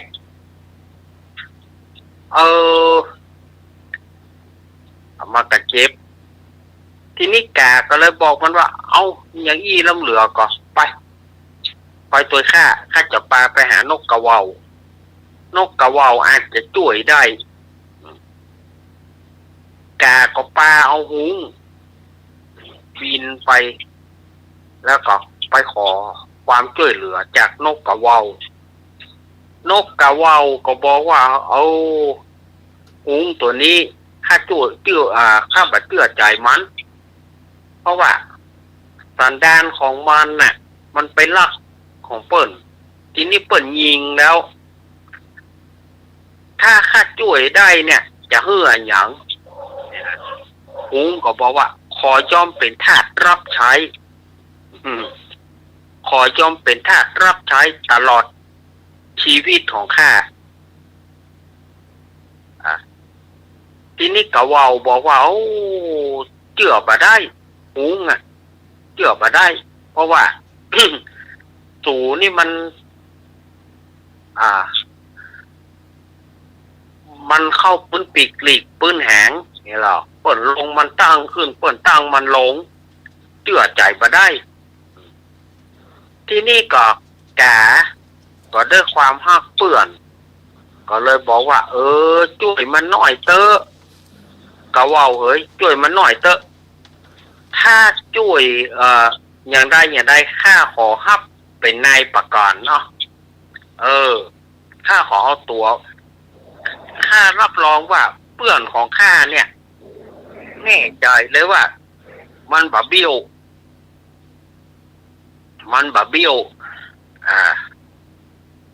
ข้าขอเป็นนายประกันอันก็ดีกะว่าวก็เลยบอกคือหุงเนี่ยว่าเอาอย่างอีเอาก้นแจ่น้ำลงเอาก้นลงแจ่น้ำแล้วกระสุนมันจะแตกออกหุงนี่ก็ฟังทำตามเอาก้นมันแจ่น้ำเมื่อเอาก้นมันแจ่น้ำแล้วลูกกระสุนมันก็แตกลูกกระสุนมันก็ละลายออกไปเมื่อลูกกระสุนมันออกแล้วหุงนี่ก็ลาก่อนนะเพื่อนทั้งสองขอบใจขอบใจที่ช่วยไปแล้วนะทีนี้หุงเนี่ยเปิดสุดดำแล้วแหละกะว่าวก็เลยบอกว่านี่แหละเจ้ากาเฮ้ยเจ้าฮับเป็นนายประกันแม่ก็ตั้งแต่นี้ไปเจ้าจงฟักไข่เฮ้อข้าชั่วกับชั่วกันชั่วนิรันดรเจ้าจงฟักไข่เฮ้อข้าตั้งแต่บัดนี้เป็นต้นไปในที่สุดแต่ก็ต้องเป็นไฟฮับกรรมเวลาที่ไปแป่งหางที่ไหนนกกระว่าวก็มักจะไปไข่ไว้โดยซับไข่แก่ออกเหียแล้วก็เพื่อแก่เนี่ยไปฟักลูกของตัวเก่าฟักไข่ของตัวเก่าแล้วก็เลี้ยงดูนกกระว่าวจนถึงใหญ่มาเมื่อใหญ่มาแล้วก็บินหนีจากไปกาจึงเป็นไฟฮับกรรมน่ะมันอยู่ไหนมันก็บอกใกล้บินไปโดยก็บอกใกล้เป็นชั่วกับชั่วการชั่วนิรันดรนะอย่างที่คำโบราณว่าอยากเป็นนี่อย่างก็ปนว่าอยากเป็นนี่ต้องเป็นนายหน้าอยากเป็นขี้ข้าคือเป็นนายประกันกาก็เลยครับเลยได้เป็นนายประกันจนชั่วนิรันดรอย่างที่อาตมาว่าไปตะกี้อันนี้ก็คือเนี่ยกรรมของนายประกันเนาะครับประกันเปิ้นในที่สุดก็เปิ้นหนีไปเหียก็มาได้อย่างขึ้นมาฝากเป็นคติไว้ในวันนี้เนาะวันนี้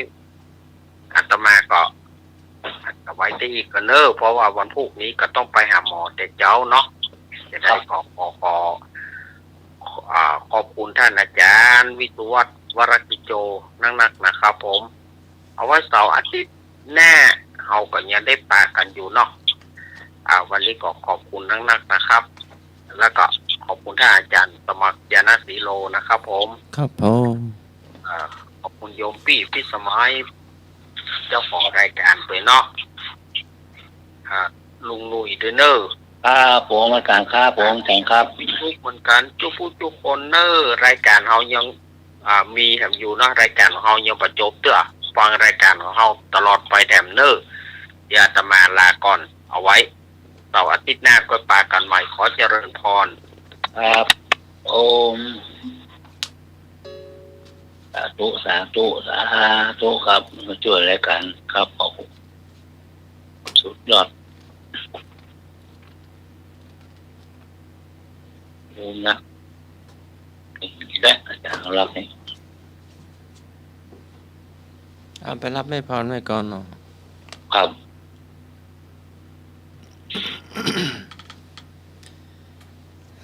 เจ้าก็ขอบคุณอาจารย์เรารักเนาะพรุ่งนี้จะไปหาหมอแต่เจ้าเนาะเจ้าก็ได้เล่านิทาน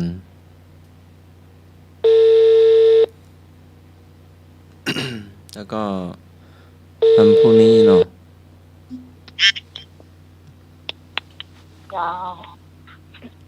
ไปรับไม่พรหรือไม่ก่อนที่พรกะ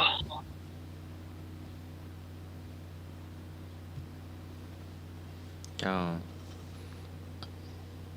พรุ่งนี้เนาะพระเทรานุเทระเนาะก็จะไปร่วมงานเนาะที่วัดดอยสปัญญูเนาะเจ้า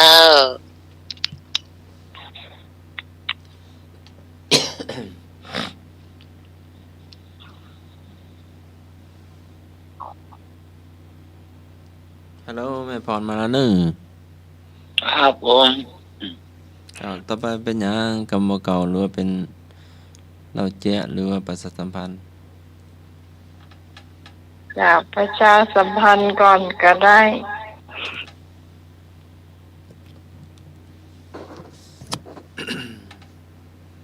เจ้า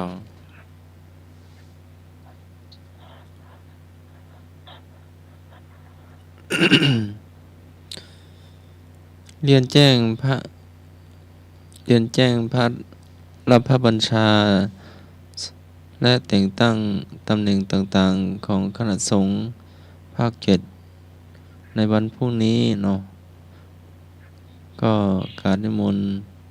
ทุกรูปเนาะไปถึงสถานที่วัด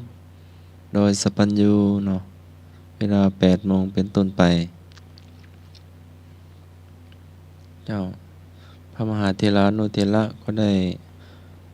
รับพระบัญชาเนาะในตำแหน่งทางคณะสงฆ์เนาะก็ได้แสดงมุทิตาความยินดีตัวเนาะ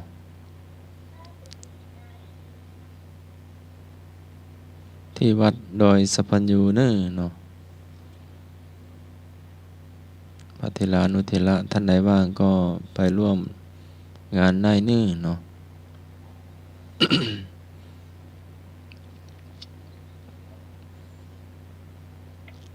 แล้วก็วันนี้หลวงพ่อโตก็ไป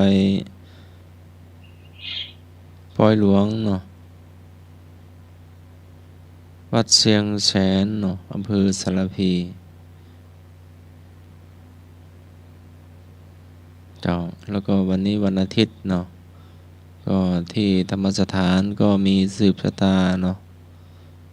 ก็นำโดยพระอาจารย์พระครูสมุทิรเชษฐ์เนาะผู้อำนวยการธรรมสถานวัดไฟหินมหาวิทยาลัยเชียงใหม่เนาะ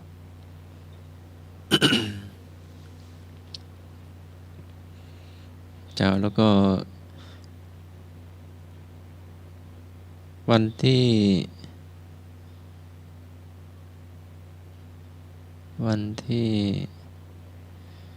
12 13 14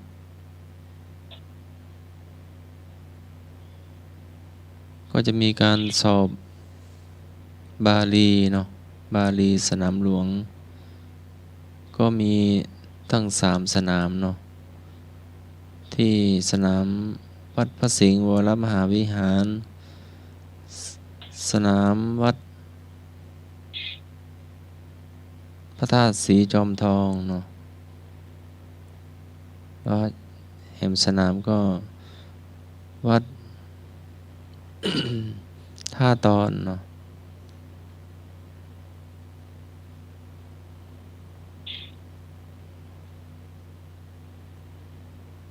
เจ้าก็เท่าที่จำได้เนาะ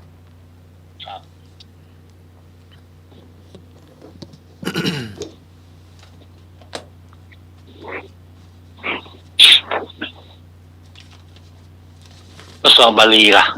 จัน ยอดสอบบาลี อ๋อ มีแหมงานเนาะ ครับ วัดหนองเยงตำบลหนองเยงอำเภอสันทรายจังหวัดเชียงใหม่เนาะก็จะมีงานสวดพระพุทธมนต์ทักขีนานุปทานฉลองสัญญบัตรพัดยศพระครูสุนทรธรรมสิทธิ์จรชทวัดหนองเยง กันซ้ายเนี่ย เจ้าตาตั้งรองเจ้าคณะตำบลหนองเยงเนาะหน้าที่สารบำเพ็ญบุญวัดหนองเยงตำบลหนองเยงในวันเสาร์ที่ 21 กุมภาพันธ์ 2569 เนาะ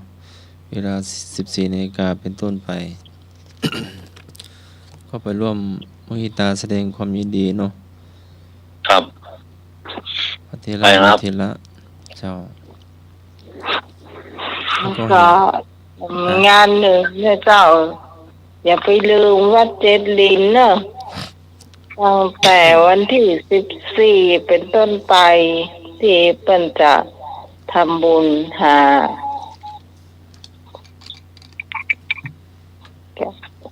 มหาวิษณุจารุธรรมโมเนาะ 14 กุมภานี่เนาะ จนถึงวันที่19แล้ววันที่19ช่วงบ่ายเพื่อจะเคลื่อนศพไปที่ดอยสะพันยูละถ้าเฮาไม่ได้ไปปุ้นเฮาก็ไปที่เนี่ยเจ้าวัดเจดีย์เนี่ย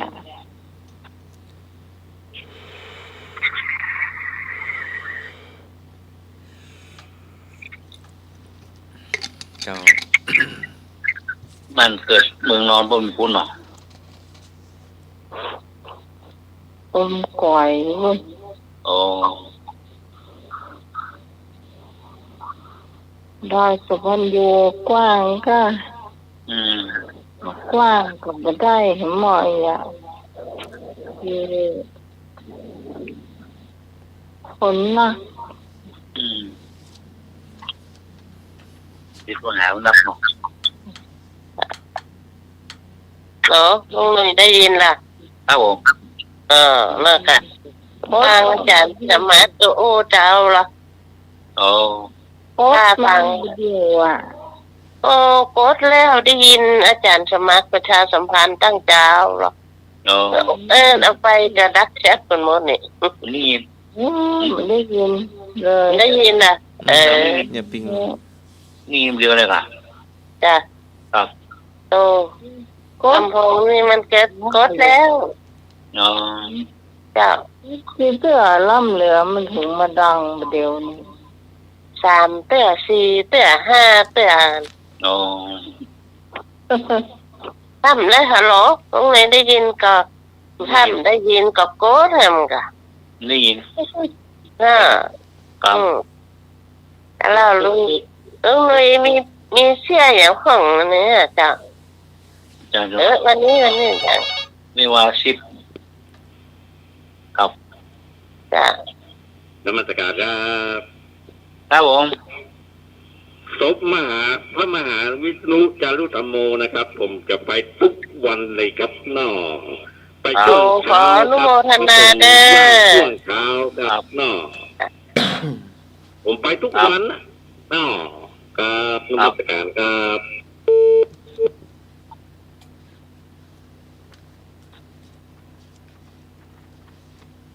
ค แล้วทีมาในเวียงน่ะกะ ครับ มันขยันปันเนาะ ครับ จากมิลินมาในเวียง รถที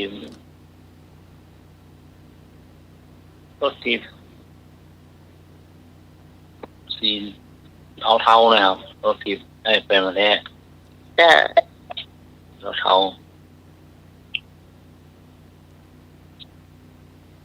ออกกำลังหรอกเนาะ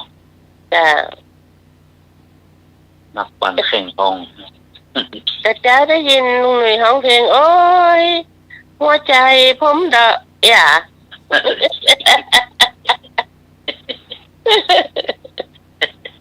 เนาะแท้โดว่านะ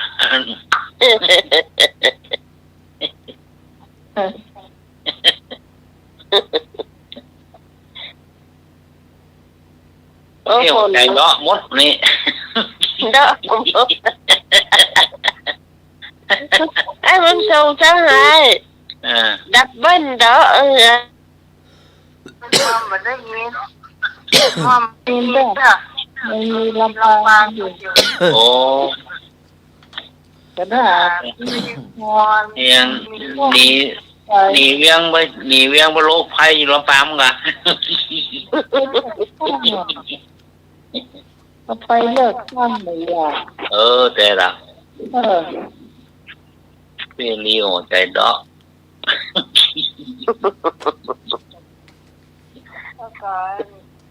ทำไมมาดอกวันนี้อ่ะ เป็นยังคงจะได้เป็นรัฐบาลอยู่เพราะว่าพรรคทรงเพิ่นประกาศแล้วเพิ่นมายกมือพรรคสีน้ำเงินเอาฟังมาแล้วแต่ที่ เสียงน้ำไม้ ครับผม ฟังมาแล้ว แสงทำไมมีไก่ นมัสการครับ ครับผม ถ้าใครหัวใจเนาะนะเอาไม้หน้าสามหน้าดามเนี่ยเนอะครับนมัสการครับ มันได้หอยมันได้หอยวิสมัยเว้ย ไม่น่าสามบอกก็บริกีฮักเกิงก็มีอยู่ มันได้หอยวิสมัย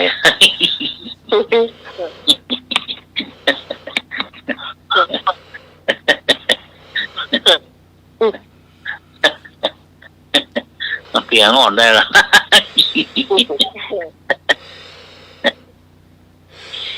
คนเฒ่าส่วนใหญ่มันกาถูกฟังบ่ถูกหลายบางคนกับว่าหูเรื่องที่มีพักนักสำหายแล้วมันจะตายอย่างใหญ่เนี่ยวัดสีชมพูค่ะมันยังมาศึกษาเกี่ยวกับคนแต่มันจะมาเนาะอีแต่ ก็มาเข้าบอก จ้า เหินขึ้นเหินล่อง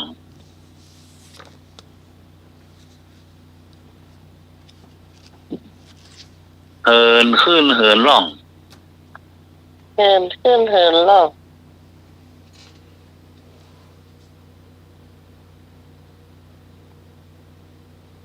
พระน้อยบิณฑบาตขึ้นล่อง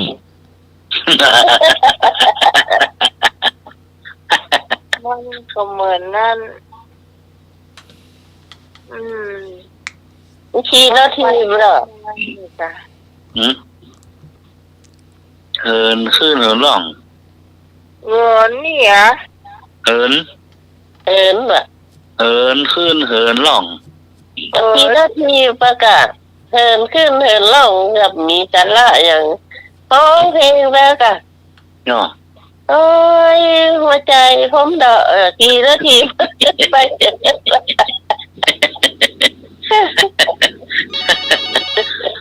อีเนาะ อีโรเป็นท่าโกดอิง นมัสการครับ โอ้มาร้าน มันเหินไปบ้านเหนือบ้านใต้เนี่ยกันเนาะ ขึ้นบ้านเหนือบ้านใต้เนี่ยกันเนาะน่ะมันแบบหมายความว่าอะไรอ่ะ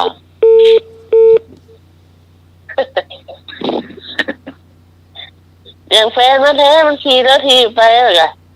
เดี๋ยวก็ไปทางบ้านเหนือเดี๋ยวก็ไปทางบ้านใต้ก้าเกินขึ้นแล้วหรอจ้าคนก่อนว่าเนาะนี่ขึ้นร้องเนี่ยจบแล้วเนาะขึ้นแล้วร้องแล้วก็อย่างนี้อันก็นี่ก่อนคนก่อนเพื่อนก่อนไปจีบกันกับคนก่อนมาเตาะกันเนี่ยเตาะกัน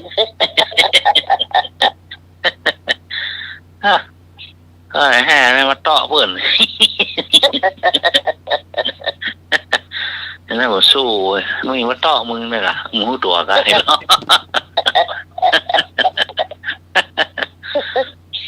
มาช่วยมึงเสียมากถึงวันหมูกะโอ้โหใหญ่หีเลยมาพอตัวข้าวหุ่นยาสลีมาฟังเสียนะขอบคุณนี่มากูวันกูคืนแต่รับแต่จางซึมมากโอ้มากเลยอ่ะหมูกะไม่มาเตาะมึงเลยอ่ะ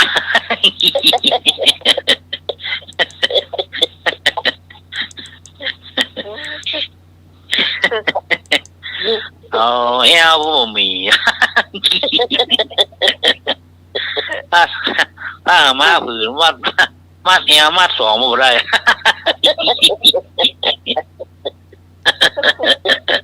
โอ้บางงามไว้บางงามเงา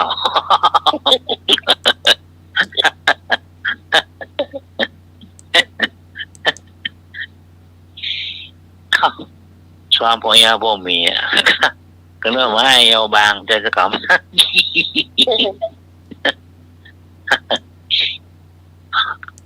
ตำละเฮ้ยหนูเตียวไม่ได้อะเตียวมีขายอะน้อง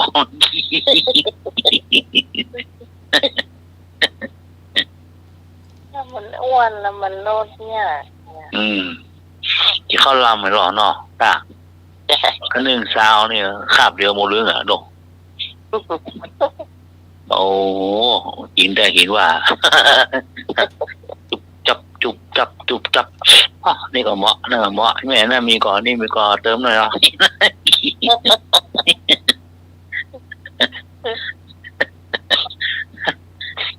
แม่ตามที่ปีจ้างก่อนตามเขาก็เหมาะโอ้หมดจ้างโอ้ไม่มีลายอย่างแปลงกี่ก็ไม่เอานะตามที่กะปิเมื่อก่อนต่อสาวเป็นดีเต้าโมโหลีอ่ะขึ้นลงขนาดครับแม่กะท้องเพลงด้วยหรอใช่พี่พรที่มันพูดถึงเรื่องน้ำพริกกะปิมันว่ามันร้องเพลง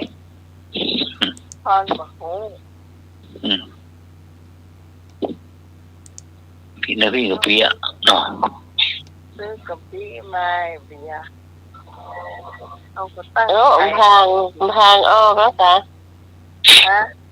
ทางออกแล้วกะแล้วเขามากินตะกี้รู้ก็น่ากะอย่ามาออกเว้ยจ้ะกุมภาเนี่ยแรกละนู่นแรกนี่มาตามวันแห่งความรักเลยค่ะสาวจิลี่เลยเหรอหน่วยมากหัวแม่มือนี่ลูกโอ้ต้องทางเอานี่มาตามวันเดือนไทยเลยค่ะวันแห่งความรักเลยติดมาแห้งก็มากพางอักไม่นะกะอยากก็ไม่เหนียวก็แล้วกันเปมาเตาะกันสูอยู่ห้านมันก็อายกัน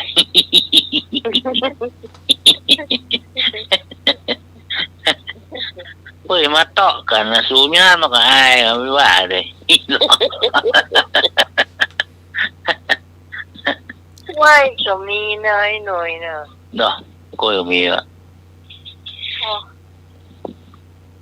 บ้านเสบียงมันเยอะนะเดียว เดินลูกลำปางมาอ่ะยังอ่ะก็แน่นอนก็พวกเนี่ยมันจะเยอะมาโตบอกคำเดียวก็จบข่าวค่ะ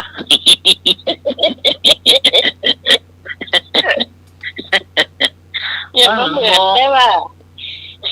บอกลูกบอกจบข่าวค่ะโอ้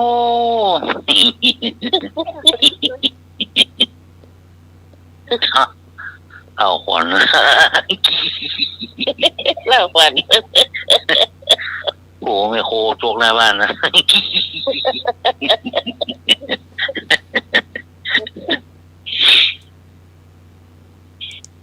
คนลำพูนมันเพี้ยอ่ะเนาะเพี้ยคนลำเชียงใหม่เพี้ยเนี่ยคนลำพูนน่ะเพ่อะมันใหญ่เนี่ยมันได้นักเสียงมันใหญ่อ่ะเนาะเอ้ยเพี้ยมันใหญ่ว่าแล้วเพี้ย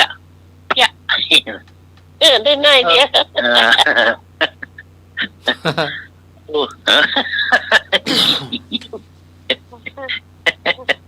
สู้ละปูนแรกการละปูนไอ้โอ้หมดไปเลยเบยโอ้ยมือยักษ์บดต่อโอ้ยปล่อยบวงอาบน้ำร้อนกดมารอกดจะแก้มปุดไปพูดมาปกติไม่ได้ครับกูกับผีนี่นะยาวเลยได้จะนักอ่ะน้องไอ้ล่าหมอขนาดเลยอ่ะน้องไม่ลิ้มอะไรหรอไม่ลิ้มอะไรหรอครับ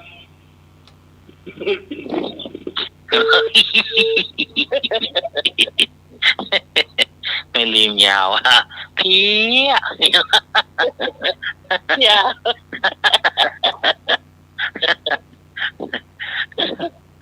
แต่ว่าคืนนี้ได้กินกับหาลาบได้กินอยู่เนาะได้กินอยู่นอนลาบเนาะเมื่อไรแต่ว่าคืนที่มานะได้กินก่ะเนาะก็ลืมนะกินก่ะกินก่ะเข้าได้จืดลาบของยาวได้ค่ะลำเนาะครับครับกินนี่จืดนี่ลำจืดลาบของยาวพี่ปลาท่องโกลองทองครับปลาท่องโกทั้งโอ้ซาลาเปาดกตาเริ่มลายมันควายมาแล้วเนาะก็มีโคบหรอซาลาเปามีมดซาลาเปามีมดไส้หวานไส้เค็มไส้หมูไส้หวานไส้หมูใกล้ไม่ได้เนาะแฟนมาแท้เดือดตอนแรกของพี่สมัยไปใกล้เพิ่นผมก็จะเอาดอกโอ้เขาไม่ได้สวามเลยนะ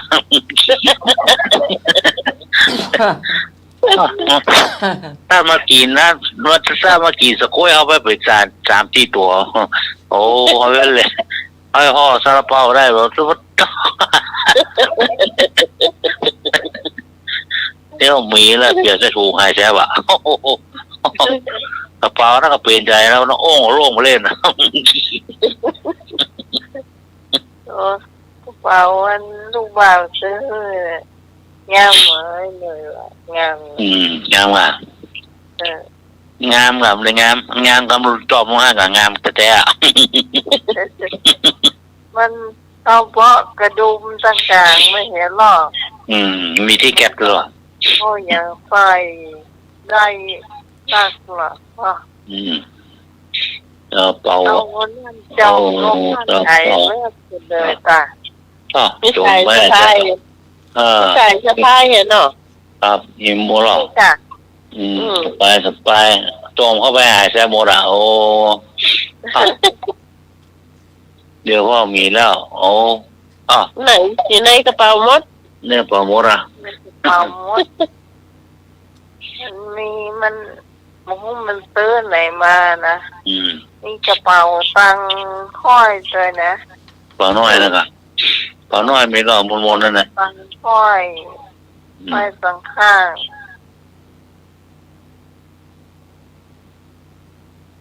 จะต้องโกลาบเก่งเงานี่กะกินนั้นตัวน้องแอปแผ่นซีดีเดือนเนี่ยแต่คนมีเงินนั่นค่อยเป็นตามเนี่ยฮะน้ำพักน้ำหมด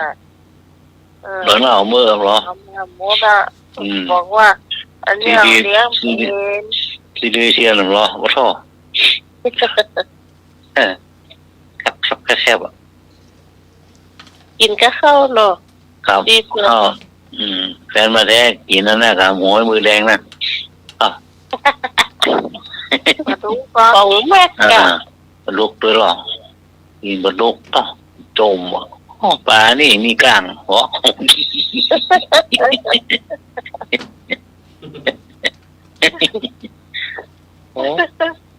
ตามมีกลางนี่เฮ้ยปลานี่มีกลางโอ้ยใหญ่จ่อทางบนสำเร็จว่างู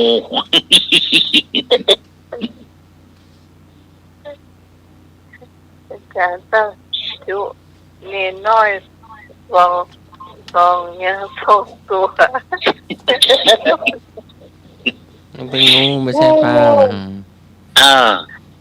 ชอบแม่โอ้นี่ไงเวล่ะโอ้เนียนกินลาบควายเป็นยักษ์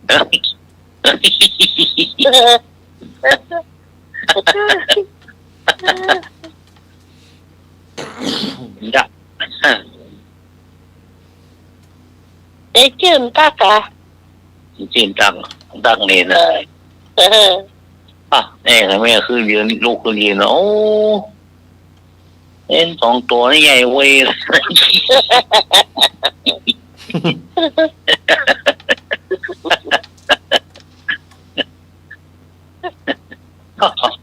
ยุ่งรถข้างหัวได้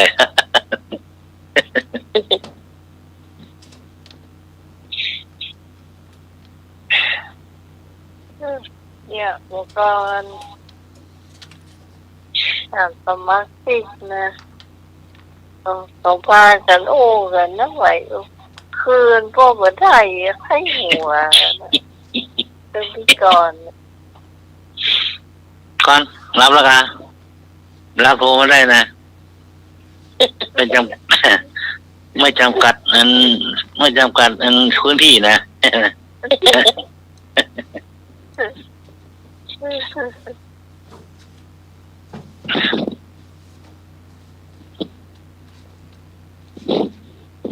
ตั้งไปแปลงตา2 จานมานี่แค่ปากกระจาดอ่ะ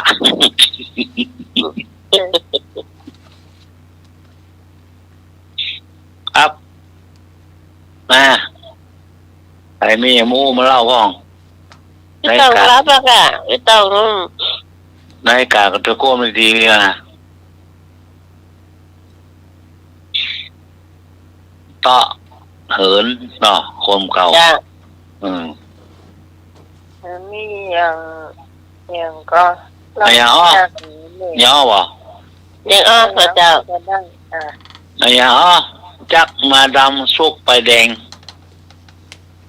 จักมาดำเนี่ยจักมาดำสุกไปแดงผ่านไปด้านมาเนี่ยมันก็เก็บถูกละ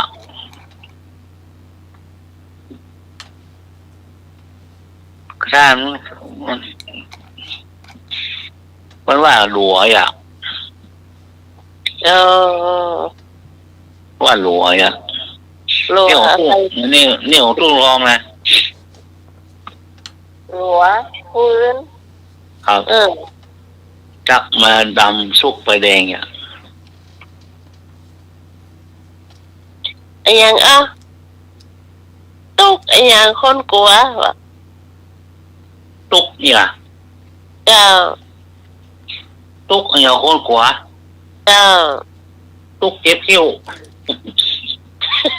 ใจเตื้อ ฮะ ใจเตื้อ ทางอีจอกคนเดียวฮะ ตุก108ใจเตื้อ ตุกไม่ได้กิน มันก็ตุกแต่คนก็กลัวเตื้อ ตุกไม่ได้ย่อง ใจเตื้อ โอ้ตุกเนี่ยคนกลัว น้องใหม่ก็กลัวน้องลุยก็กลัวพี่พรก็กลัว ตุกตาย ใจเตื้อนั่นไอโทรมานั่น ครับ ครับผม นมัสการครับ ครับ ตุ๊กที่คงกลัวคือตุ๊กบะหมี่สตางค์ครับเนาะ โอ้แน่ละแน่เลยลงมามัดเดียวไปกลางต่างไงวะล่ะ ตุกมีสตางค์คนมีสตางค์กับตุกมันยังกลัวซะนะ จ้ะอ้าวตุกนี่ก่อน เห็นเลยใครมาทำตุกนี่ก็มีล่ะ เจ้าคนกลัวนะคนกลัวนะคนกลัวกับตุ๊กแก ใครนี่ใครเนี่ย ใครใครโชคใครตอบล่ะไม่ทอยไอ้ก็ทองได้พรถูกต้องคะแนนยายพรได้100 คะแนนเลยยายพรก็ยายพรยังมารับตัวเนาะจะดูตื่นเนาะตุ๊กแกก็ตุ๊กโตเลยอ่ะก็ฝ่าเนี่ยใครไปใกล้มันได้เดี๋ยวมันกระโดดเข้าเฮ้ยตีนมันเนาะจ้าตีนมันเหนียวกันพอท่อเอาออกตึงยากแต่เนาะป้าบอกเลยหมอกหรอต่อกลับไงจ้ามาตรการครับองคนหนึ่งแล้วบักขวาโตครับโอ้บักขวาครับบักขวาโอ้มันยังบักขวางูครับงูเกิดมันก็รอไอ้โตบักขวาโตนะก็ปะโตกลัวผียังได้เนาะน้องสมชื่อกลัวเลยพี่พรกงเนี่ยแล้วก่อนอยู่บ้าน2-3ต๊อกโตมันนักถ้ามันก็แถวข้างฝานะแต่ต้นแต่อันเฮากลมกลัวนะมันกระโดดลงมาก็ใส่บาเฮาในกระปุกโตดิ้นเยอะดิ้นยังแม่น้องหันปุ๊บเนี่ยมันจะใส่ผ้าไปเอาต๊อกโตตีนมันเหนียวเหนียวมันต้องบอกกลัวแต่นะ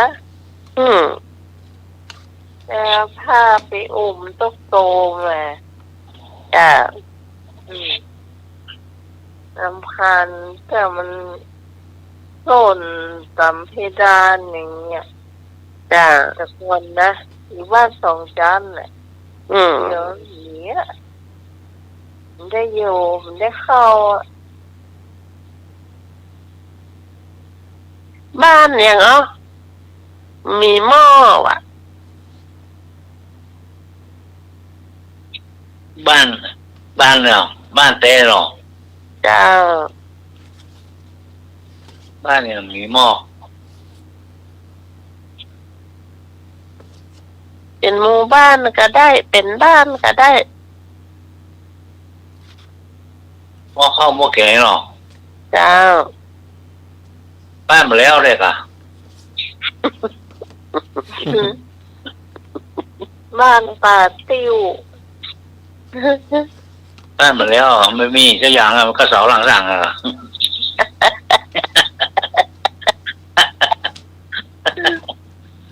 กับบ้านน้ำต้นน่ะมันไปมีหม้อมีกับน้ำต้นน่ะ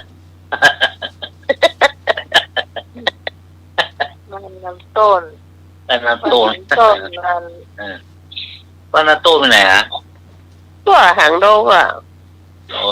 ต้นน้ำต้นที่นี่ก็มีเหรอแก้วเนี่ย ไม่ริมก็มีหรอกจ้ะ อืม ไม่ริมก็มีแหละนี่ จ้ะ นี่อ่ะบ้านนา ที่ โต้น เขาจะข้ามสะพานไปทางวัดขอนตาลฮะ ต้น นั่นแหละจ้ะที่เขาจะลอดสะพานนั่นแหละนั่นแหละหมู่หนึ่ง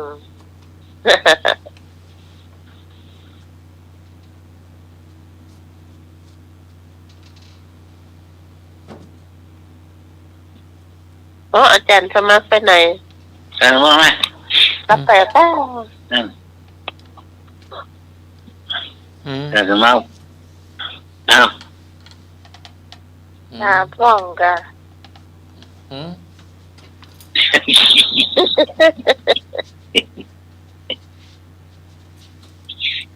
แต่สมัครเขาตาม เมาหนังพอรถน้องกวางขี่ได้ก่อนรถกันใหญ่ กัน400,000น่ะ ครับ โอ้ย ก็ขี่ได้ก็ไม่ใช่สูงเท่าใดเนาะต้องไหนหันละกันเจ้า เห็นพ่อจื้นกำลัง พ่อชื่อพ่อแดง เห็นพ่อแดงกำลังกำรถอ่ะเขาจะขับก้า เนาะ พ่อขี่บ่ได้ ฮะ ขี่ได้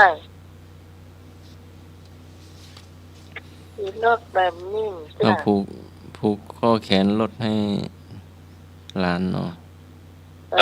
มาเป่ามุนมาเขาเรียกว่าอะไรมาเจิมเนาะ ครับ มาเจิม เจิม ผู นี่ กข้อ วัดหลงมันเจิมเพื่อ อ๋อหลวงพ่อเจิมให้เนาะ จ้ะ เอาเลิกเอาใช้เอาขวัญเนาะ เอารถออกมาก็ไป ไปดีมาดีรอดปลอดภัยเนอะ วัดสังหลงบุรีพวก จ้ะ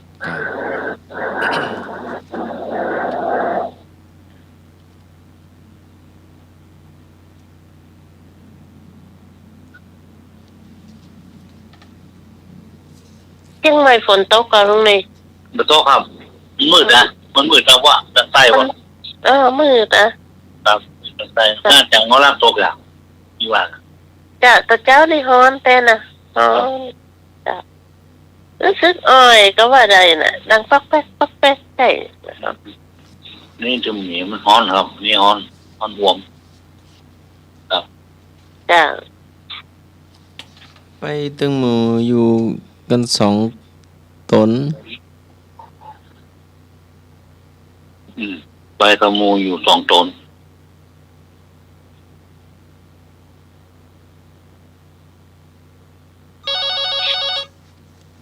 ไปถึงมูอยู่2 ตนพระเจ้าอะค่ะพระเจ้าอยู่วัดอะค่ะ นมัสการครับ จ้า ครับผม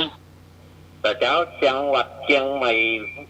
ปลอดฝนขนาดเลยครับหน้าฟ้าเป่งแดดออกเป่งเร่งครับเป่งเร่งเลยครับหน้าฮอนตัวเองครับหน้า ครับ จ้ะมันมืดมันแรงเล่นได้ว่ามันมืด อันแฟนพันธุ์แท้เตรียมไว้เลยเตรียมสตางค์มาเปาะของเขานะเพราะว่ามีเรื่องที่ว่าเขาจะห้อมตั้งกันปุณะสภาปุณะเป็นพันธุ์แท้น่ะไม่กว่าซ้ำจะเอา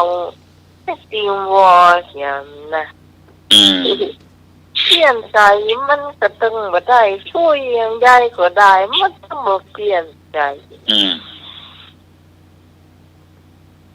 เจ้าหัวใจดอหรอเปลี่ยนละ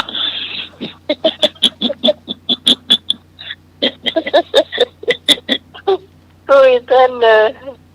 มันแปลง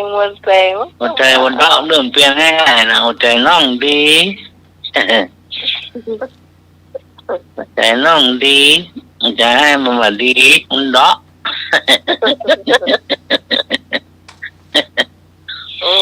ให้เป็นหัวใจเบี้ยวดอตัวของแดงกลายเป็นสีส้มไปดอไปเกิดมาจากนี้มางามแบบงามเงามันตั้งบ้านหาเนี่ยค่ะส้มนะแต่ว่า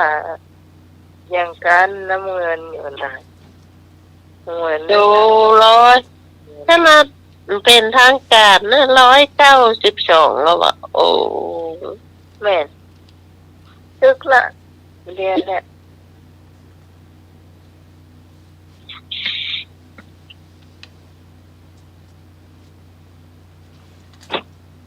อันดับ2เป็นภาคส้มเลยภาคส้มแตงไป90 บาทภาคส้มนี่ตัดแถลงออกมาแล้วแกตึงยกมือคุณวิทย์สมัยภูมิใจไทยนำไงเจ้าแม่นเจ้าผมเลือกพอดีครับภูมิใจไทยครับผมเลือกให้รัฐบาลปัจจุบันนะครับ เป็นอีก4 ปีครับครับผมเลือกไปครับแต่เจ้าผมก็ไปเลือกแล้วตายเลยเนอะโอ้ยหัวใจผมดอก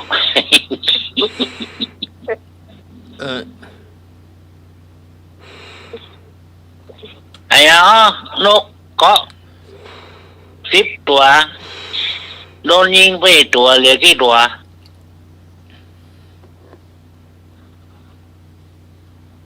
นกมาเกาะ10 ตัวเกาะเอา10 ตัวโดนยิงไปตัวเหลือกี่ตัวเหลือสักตัวมันก็บินไปกะปืนต้มเนี่ยนก10 ตัวเกาะข้าวมันยิงไปตัวตายไปตัวเหลือกี่ตัวก็เนื้อตัวที่มันตายตกลงมาเนี่ยค่ะเนื้อตัวที่มันตายตกลงมาน่ะค่ะน้ำไปตัวปุ๊บแล้วแม่ไม่รู้เป็นปูเป็นแม่ตมหัวเป็นโรคเนาะโจบข่าวเนาะเห็นโจบข่าวไว้ฮะเป็นตัวปูกับแม่ตมหัวเอาเหมือนเป็นนก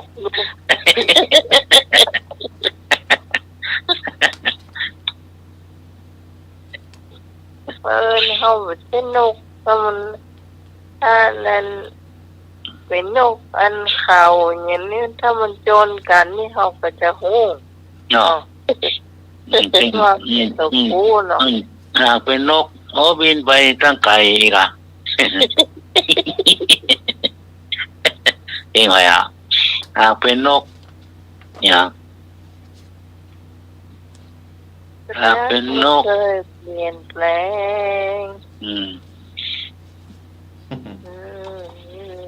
หากเป็นนกหรือบินไกล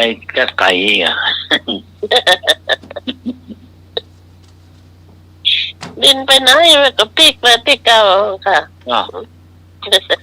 มันไปได้หมูจ้าเขาดาปิ้งไว้ที่ก่อนเนาะจ้า แล้วก็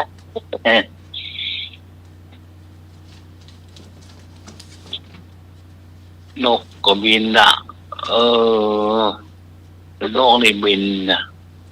ไอ้ยังบินยาวลงมาข้ามละบินลูกนี่ขึ้นต้นไม้ลงมาละอย่า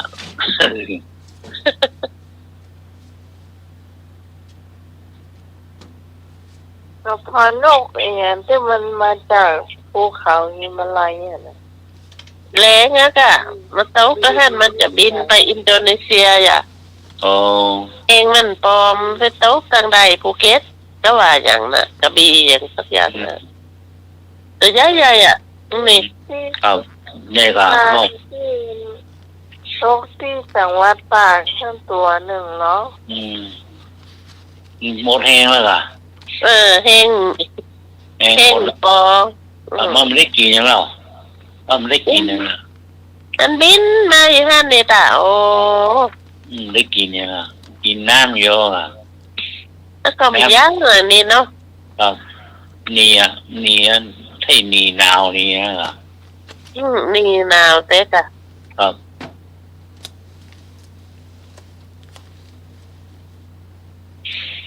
สี่ตีนสองขากลางหน้าสองเนี่ยสองขาปลากลางหน้าที่สองคนพี่น้องวี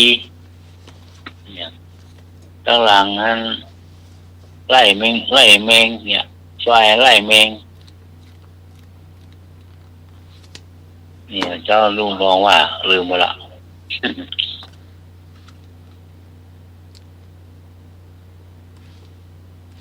ถามมันถูกหน่อยเนาะเดี๋ยวนะยังได้อยู่เด่นสี่ตีนสองสี่แปดตีนแปดตีนหกตาแปดตีนหกตาเนี่ย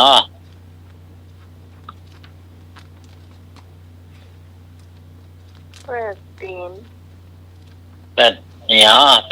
นหกตา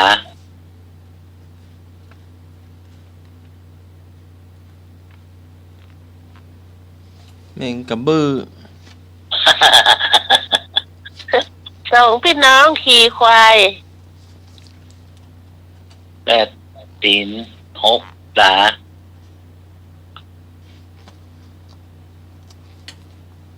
เตียวไปเตียวมาก็สองพี่น้องจูงมาก็ได้หรอ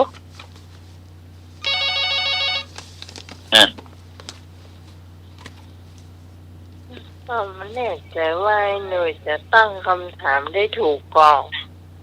มาตรการครับ สี่แยกไฟแดงเนี่ยค่ะสี่แยกไฟแดงครับ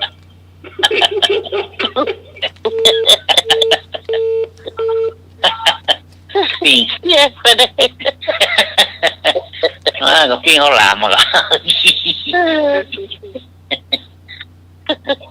เอาเขาหลามมาให้ดีละ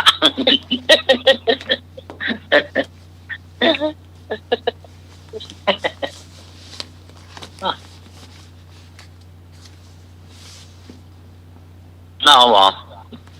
จ้าคนอุ้มไก่อ่ะ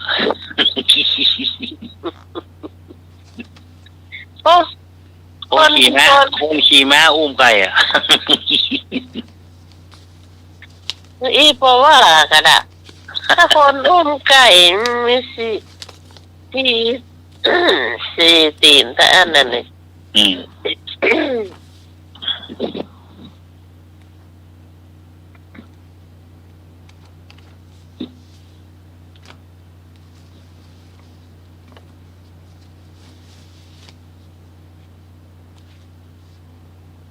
อาจารย์สมัครถามพ่อนะไปตมูอยู่2 ตน นั่นเวลาที่เราไม่ได้ตอบเลยล่ะไปตัวมูเลยสองตัวนะ ไม่ตอบว่าพระเจ้าแบบ ทุกเจ้านะ เหลือก็เนียนน้อยอะอยู่สองคนเลย ดีโดอะค่ะไปที่ไหนแล้วเหลือตัวมู ไปดูเหลือจับ ไปไหนแล้วเหลือหนองโตน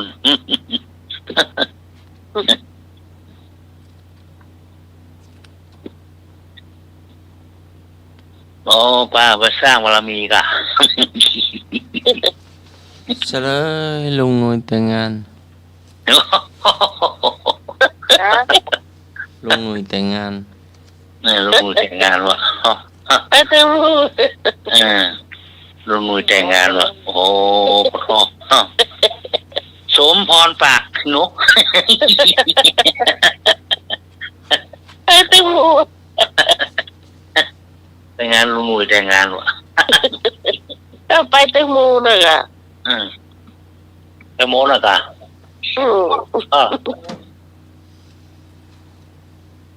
ไปไหนไปด้วยได้ช่วย3 บาท งามของงามต้องอิสรีมัดตั้งครับ เนี่ยอันการสมัครเนาะ ครับ ให้หนูแต่งงานนะครับ ไหนได้ช่วย3 บาทเนาะช่วย ยืด หนัก มา เนาะ หมดปะอย่างยืดขึ้นมาหมด นี่ของวัดอภิวัดหมด อันนี้มีตัววัดนี่มาอภิวัดหมด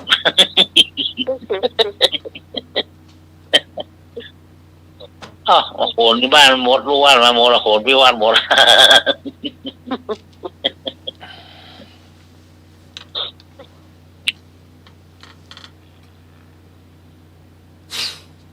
ให้มีอย่างพ่องก็เตะเปี้ยกันห้องเลย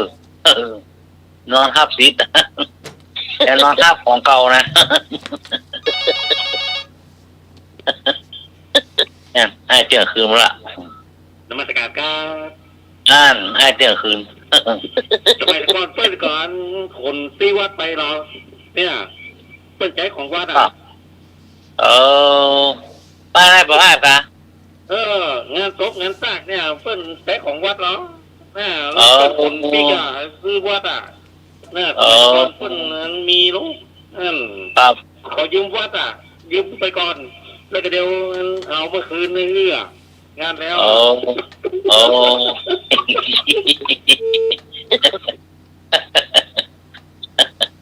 ยืมมาก่อนเนาะ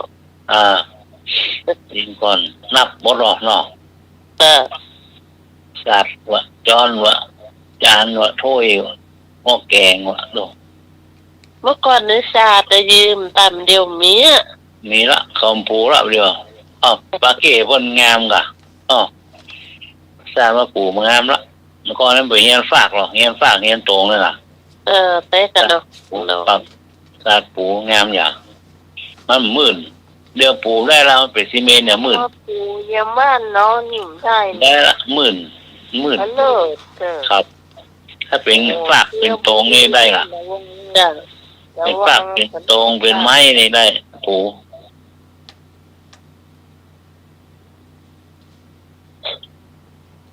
ก่อนนี้เวลาการพรมน้ำมนต์บ้านเขาเปียหมดพรมน้ำมนต์ยังพ่นหดน้ำสีใหม่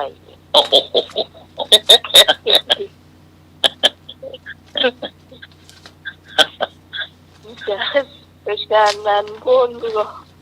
อันนั้นสมมติแกงเอาน้ำใส่นักเกินเลยวะ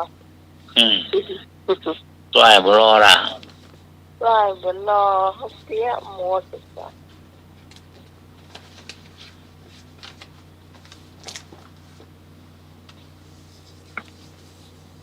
แม่ไปหัวมาหาง แม่ไปหัวมาหางจอไปหัวมาหาง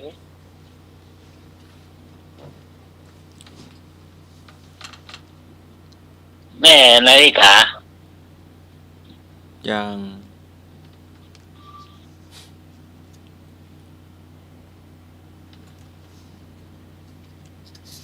แม่ยก ยัง ไปหัว ไปหางงูกินหาง ยัง เข็มขัด ยังเฉลยแม่อุ้ยจืนตำเข้า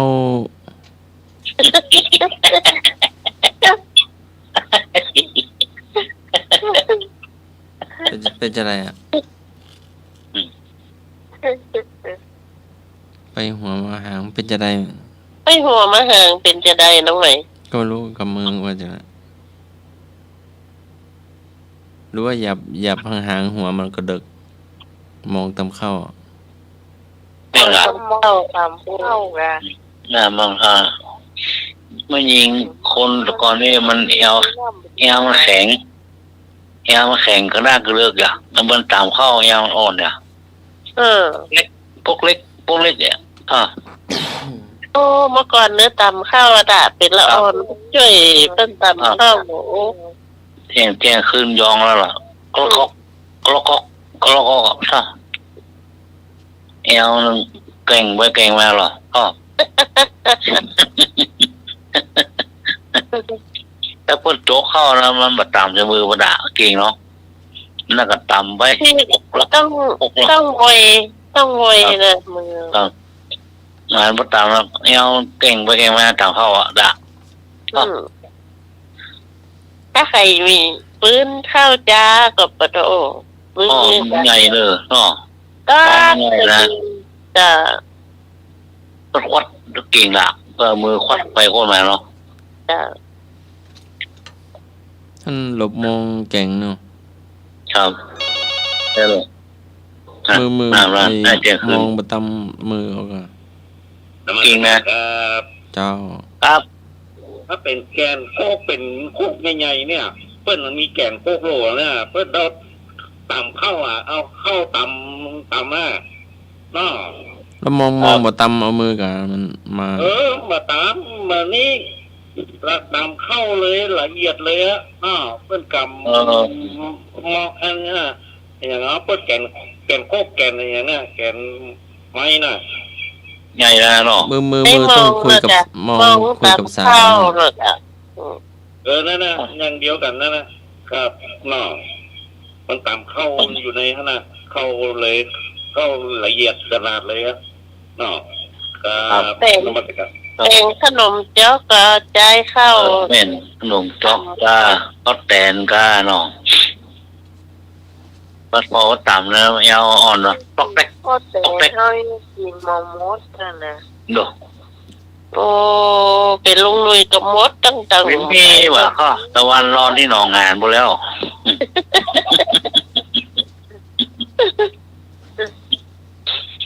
นี่แย้มน้องแย้มนี่แมงม่วงไม่ได้ก็แต่เลยได้อ่ะควบอ่ะตกทีๆอ่ะเหลือเขาผมไม่ได้กินนะนี่แย้มโอ้ไม่ม่วงไตไม่ตองเป็นมอมมุดเนี่ยเลยครับเลยสมัยก่อนมีก็วนเจินปีน่ะคุณนายเอาอย่างนี้นะเงียบเอามาเลยอ่ะแน่นอนค่ะเดี๋ยวพี่ก้องวงเจินปีที่หมู่ก้าไม่ได้กี่ละก่อนนี้มันโต้ต่างๆแล้วเปลี่ยนใส่หมู่เสียหรอน้ำไว้เนี่ยไว้อ่านโอ้เนี่ยขลำมันเนี่ยเปลี่ยนใส่หมู่เสียละนั่นมันตุ้ยเนี่ยบืนมาเดือดร้อนนะถามนี่ใครมากินขนมเนี่ยหายไป2 งานแล้ว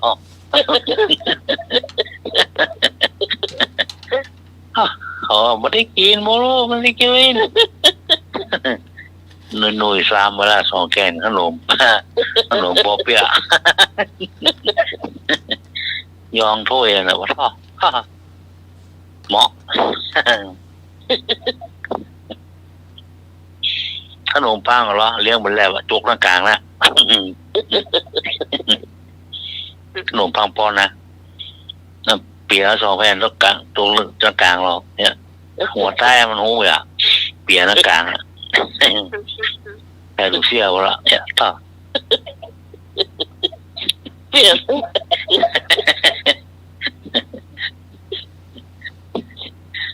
เนี่ยอีฟอนถ้ามันได้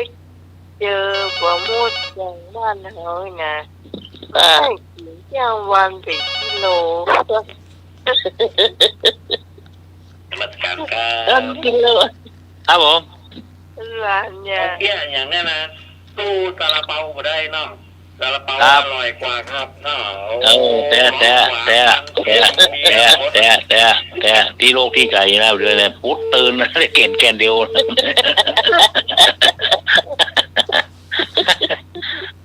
เอาห้องก็มีแล้วอดต่อยงวยขนาดทั้งได้สี่ ที่สมัยจอมตู้ละนายแซบไปหน้าซื้อเขาตัวเปลี่ยนว่าอย่างเงี้ยตัวไม่เตียงว่าอย่างไปหน้าซื้อวะ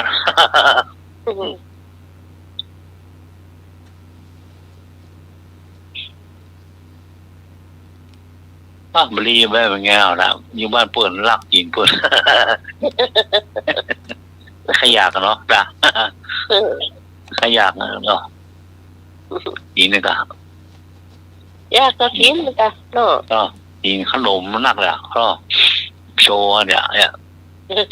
ขนมกันไอ้เนี่ยเหรอ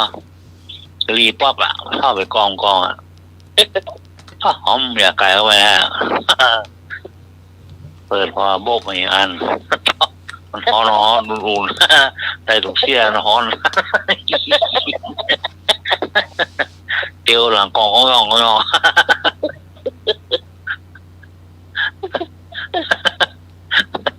นฮ้อนมีป้าเป็นต้องใส่เผือกใส่เปลือกเลยใส่เปลือกใส่ถั่วใส่ไก่ลำใส่มาตะลูใส่ไก่ลำไก่ก็มีบอกมาแม่จะเอากี่อันอยากกินกะหรี่ปั๊บกี่อัน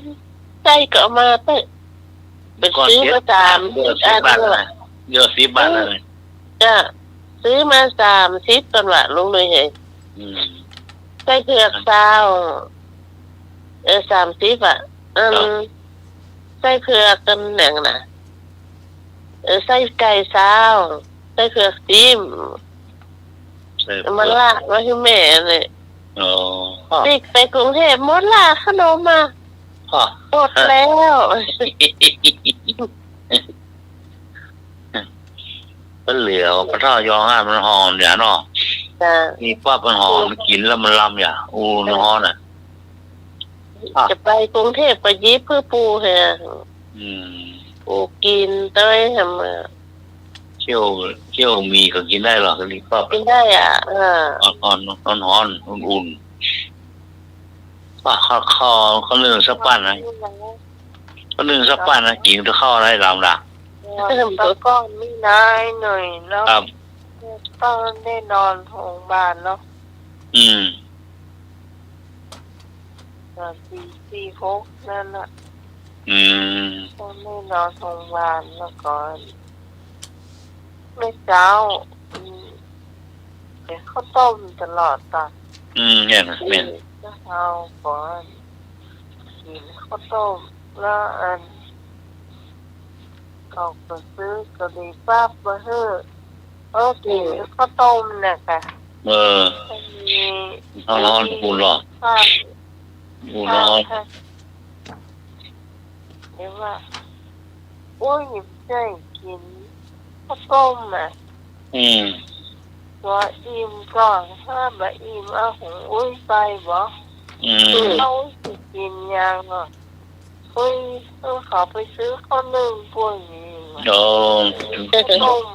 ลูกมันยิงข้าวนึ่งเนาะข้าวต้มเมื่อเคยกินหรอกของเรามากินมาจ้างกินข้าวต้มเนี่ยมันกินเลยจ้ะไม่ละของเราดำร้อนนอกเพิ่นมากินผู้อ่านผู้เฮามันมี มันมีตู้ไข่ตู้มันเนาะ แม่น เขา คนก่อนมันคนเหมือนมากข้าวต้มหรอต้มบ่กิน ต้มข้าวปูกินข้าวต้มบึนปากเด้อเพิ่นว่าคนก่อนนี่เพราะว่ากินข้าวต้มนะคนเมื่อยคนบ่สบาย จ้ะ แป๊บเดียวพวกเมื่อกี้เราหัวเมื่อยหัวเป็นไข้นะครับ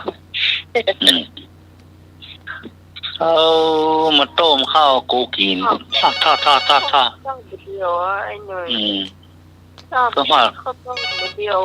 คนไทย คนเท่าก็มันเดือดนะกูฮอดก็อ่านมานานแล้วออกอกงก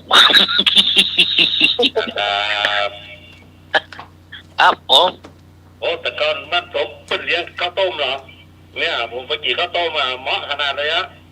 นอกผมกิน3 ถ้วยก่อนน่ะเปิดตู้ทองเปิดตู้แต่ก่อนเป็นไปบ้านผมกินข้าวต้มมา3 ถ้วยก่อนครับปันเลยข้าวต้มอ่ะน่ะครับ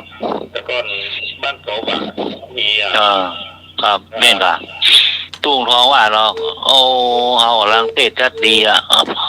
ถ้าเอาข้าวต้มมาแจกไก่หูดังไปเอาเข้าก็ใจบ่ดีเด้อบ่เด้อเอาสองหน้าทุกเจ้านะมันเรื่องหาเริ่มเหลือเอิ้นเด้อนะโอ้พยังแม่มีแรงก็เอาหน้าแต่ยามน้ำใจก็โล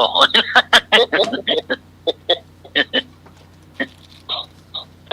เจ้าแต่เที่ยงคืนแล้วเนอะครับจ้าสำหรับวันนี้ต้องขอบคุณพระอาจารย์และครูสมุวิศวะดวริกิโจผู้อำนวยการสถานีนะเจ้าขอบคุณพระอาจารย์และครูปฏิการสมัครยานาสีโล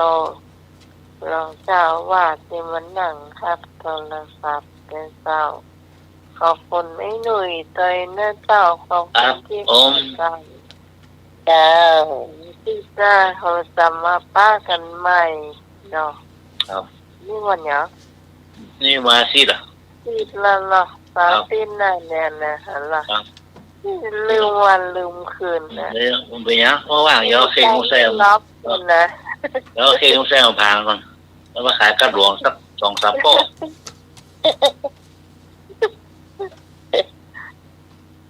สาธิตน่ะมาป้ากันใหม่เนาะครับสำหรับวันนี้เจ้าบุญรักษาเทวดาคุ้มครองพระรัตนตรัยปกป้องคุณผู้ฟังทุกคนที่ฟังรายการมีแต่ความสุขโชคดีเหมือนกันทุกคนสำหรับวันนี้สวัสดีเจ้าครับผมหลับดีฝันดีครับหมดการสมัครครับผมบิณฑบาตกะครับไปเถอะ